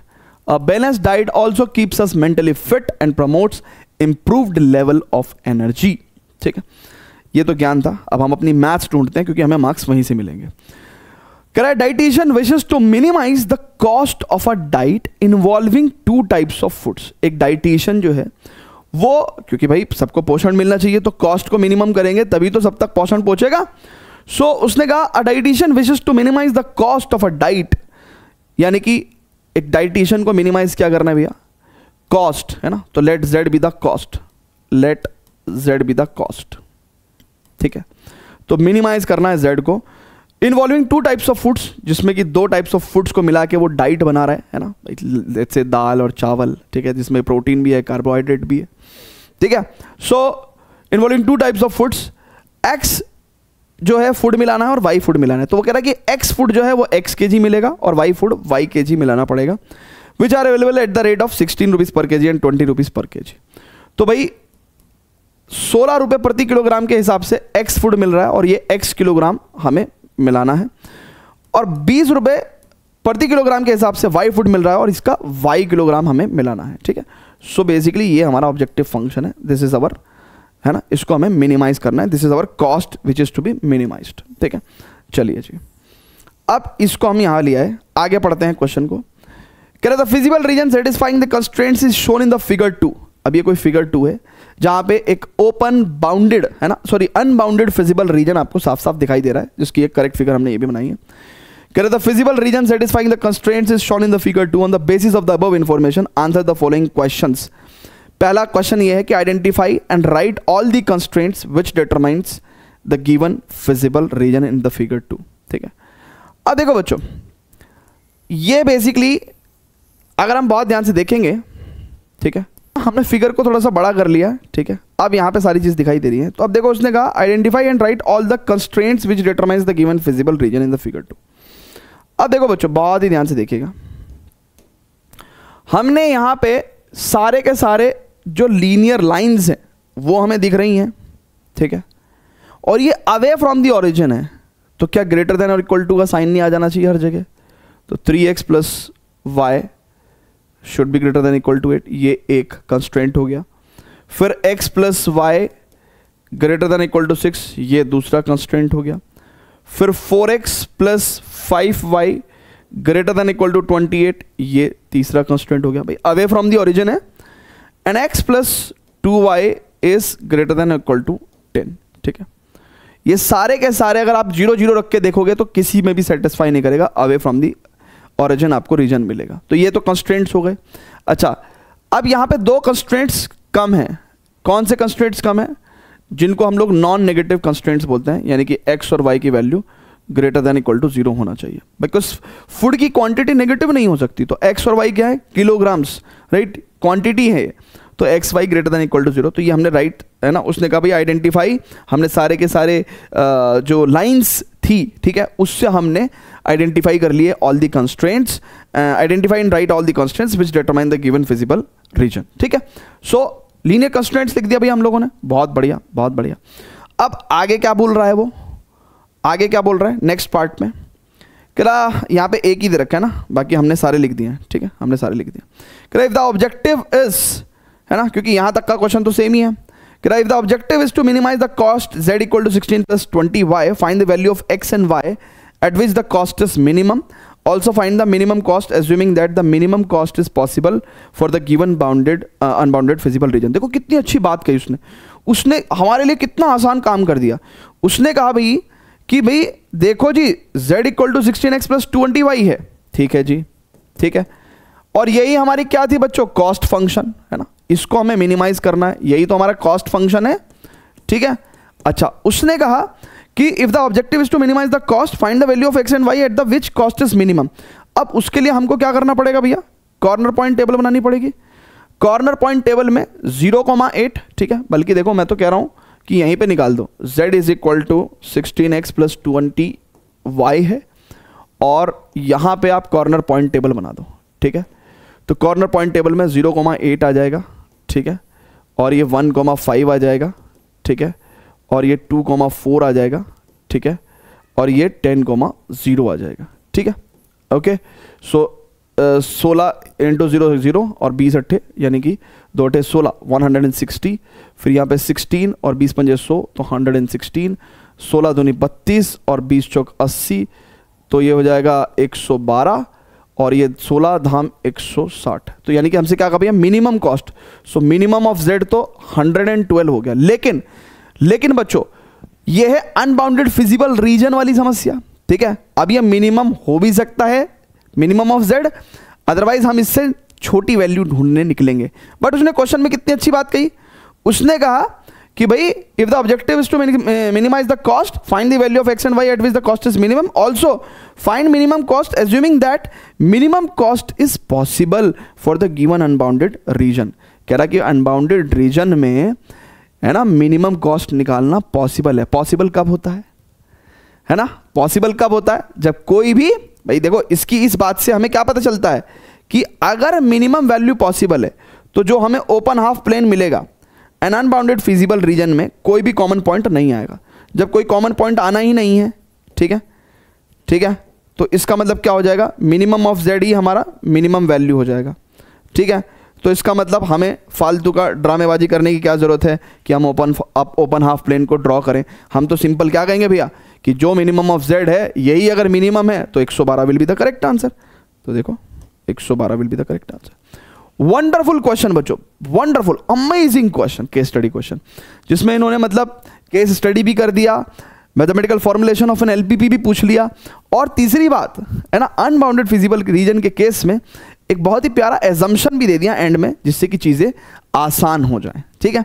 सो गाइज उम्मीद करता हूं कि एलपीपी का ये सुपर शॉट आपको पसंद आया होगा, और नेक्स्ट अब हमारा लास्ट चैप्टर होगा प्रोबेबिलिटी का सुपर शॉट, और गाइज उसके बाद हमारा पूरा एंटायर जितने भी चैप्टर्स थे क्लास 12th मैथ्स में ये सारे सुपर शॉट्स हमने खत्म कर लिए। नेक्स्ट हमारी जो सीरीज़ होगी वो आप कमेंट करके बताइएगा कौन सी सीरीज़ हमें लेके आनी चाहिए फॉर द बोर्ड एग्जामिनेशन। इसके नोट्स आपको हमारे विद्यावाइज ऐप के फ्री स्टडी मिल सेक्शन के अंदर जाके मिल जाएंगे, और टेलीग्राम चैनल के ऊपर भी मिल जाएंगे, ठीक है, दोनों के लिंक आपको डिस्क्रिप्शन में मिल जाएंगे। सो मिलता हूँ आपसे नेक्स्ट वीडियो में। Till then good bye and love you all बच्चों, बाय बाय।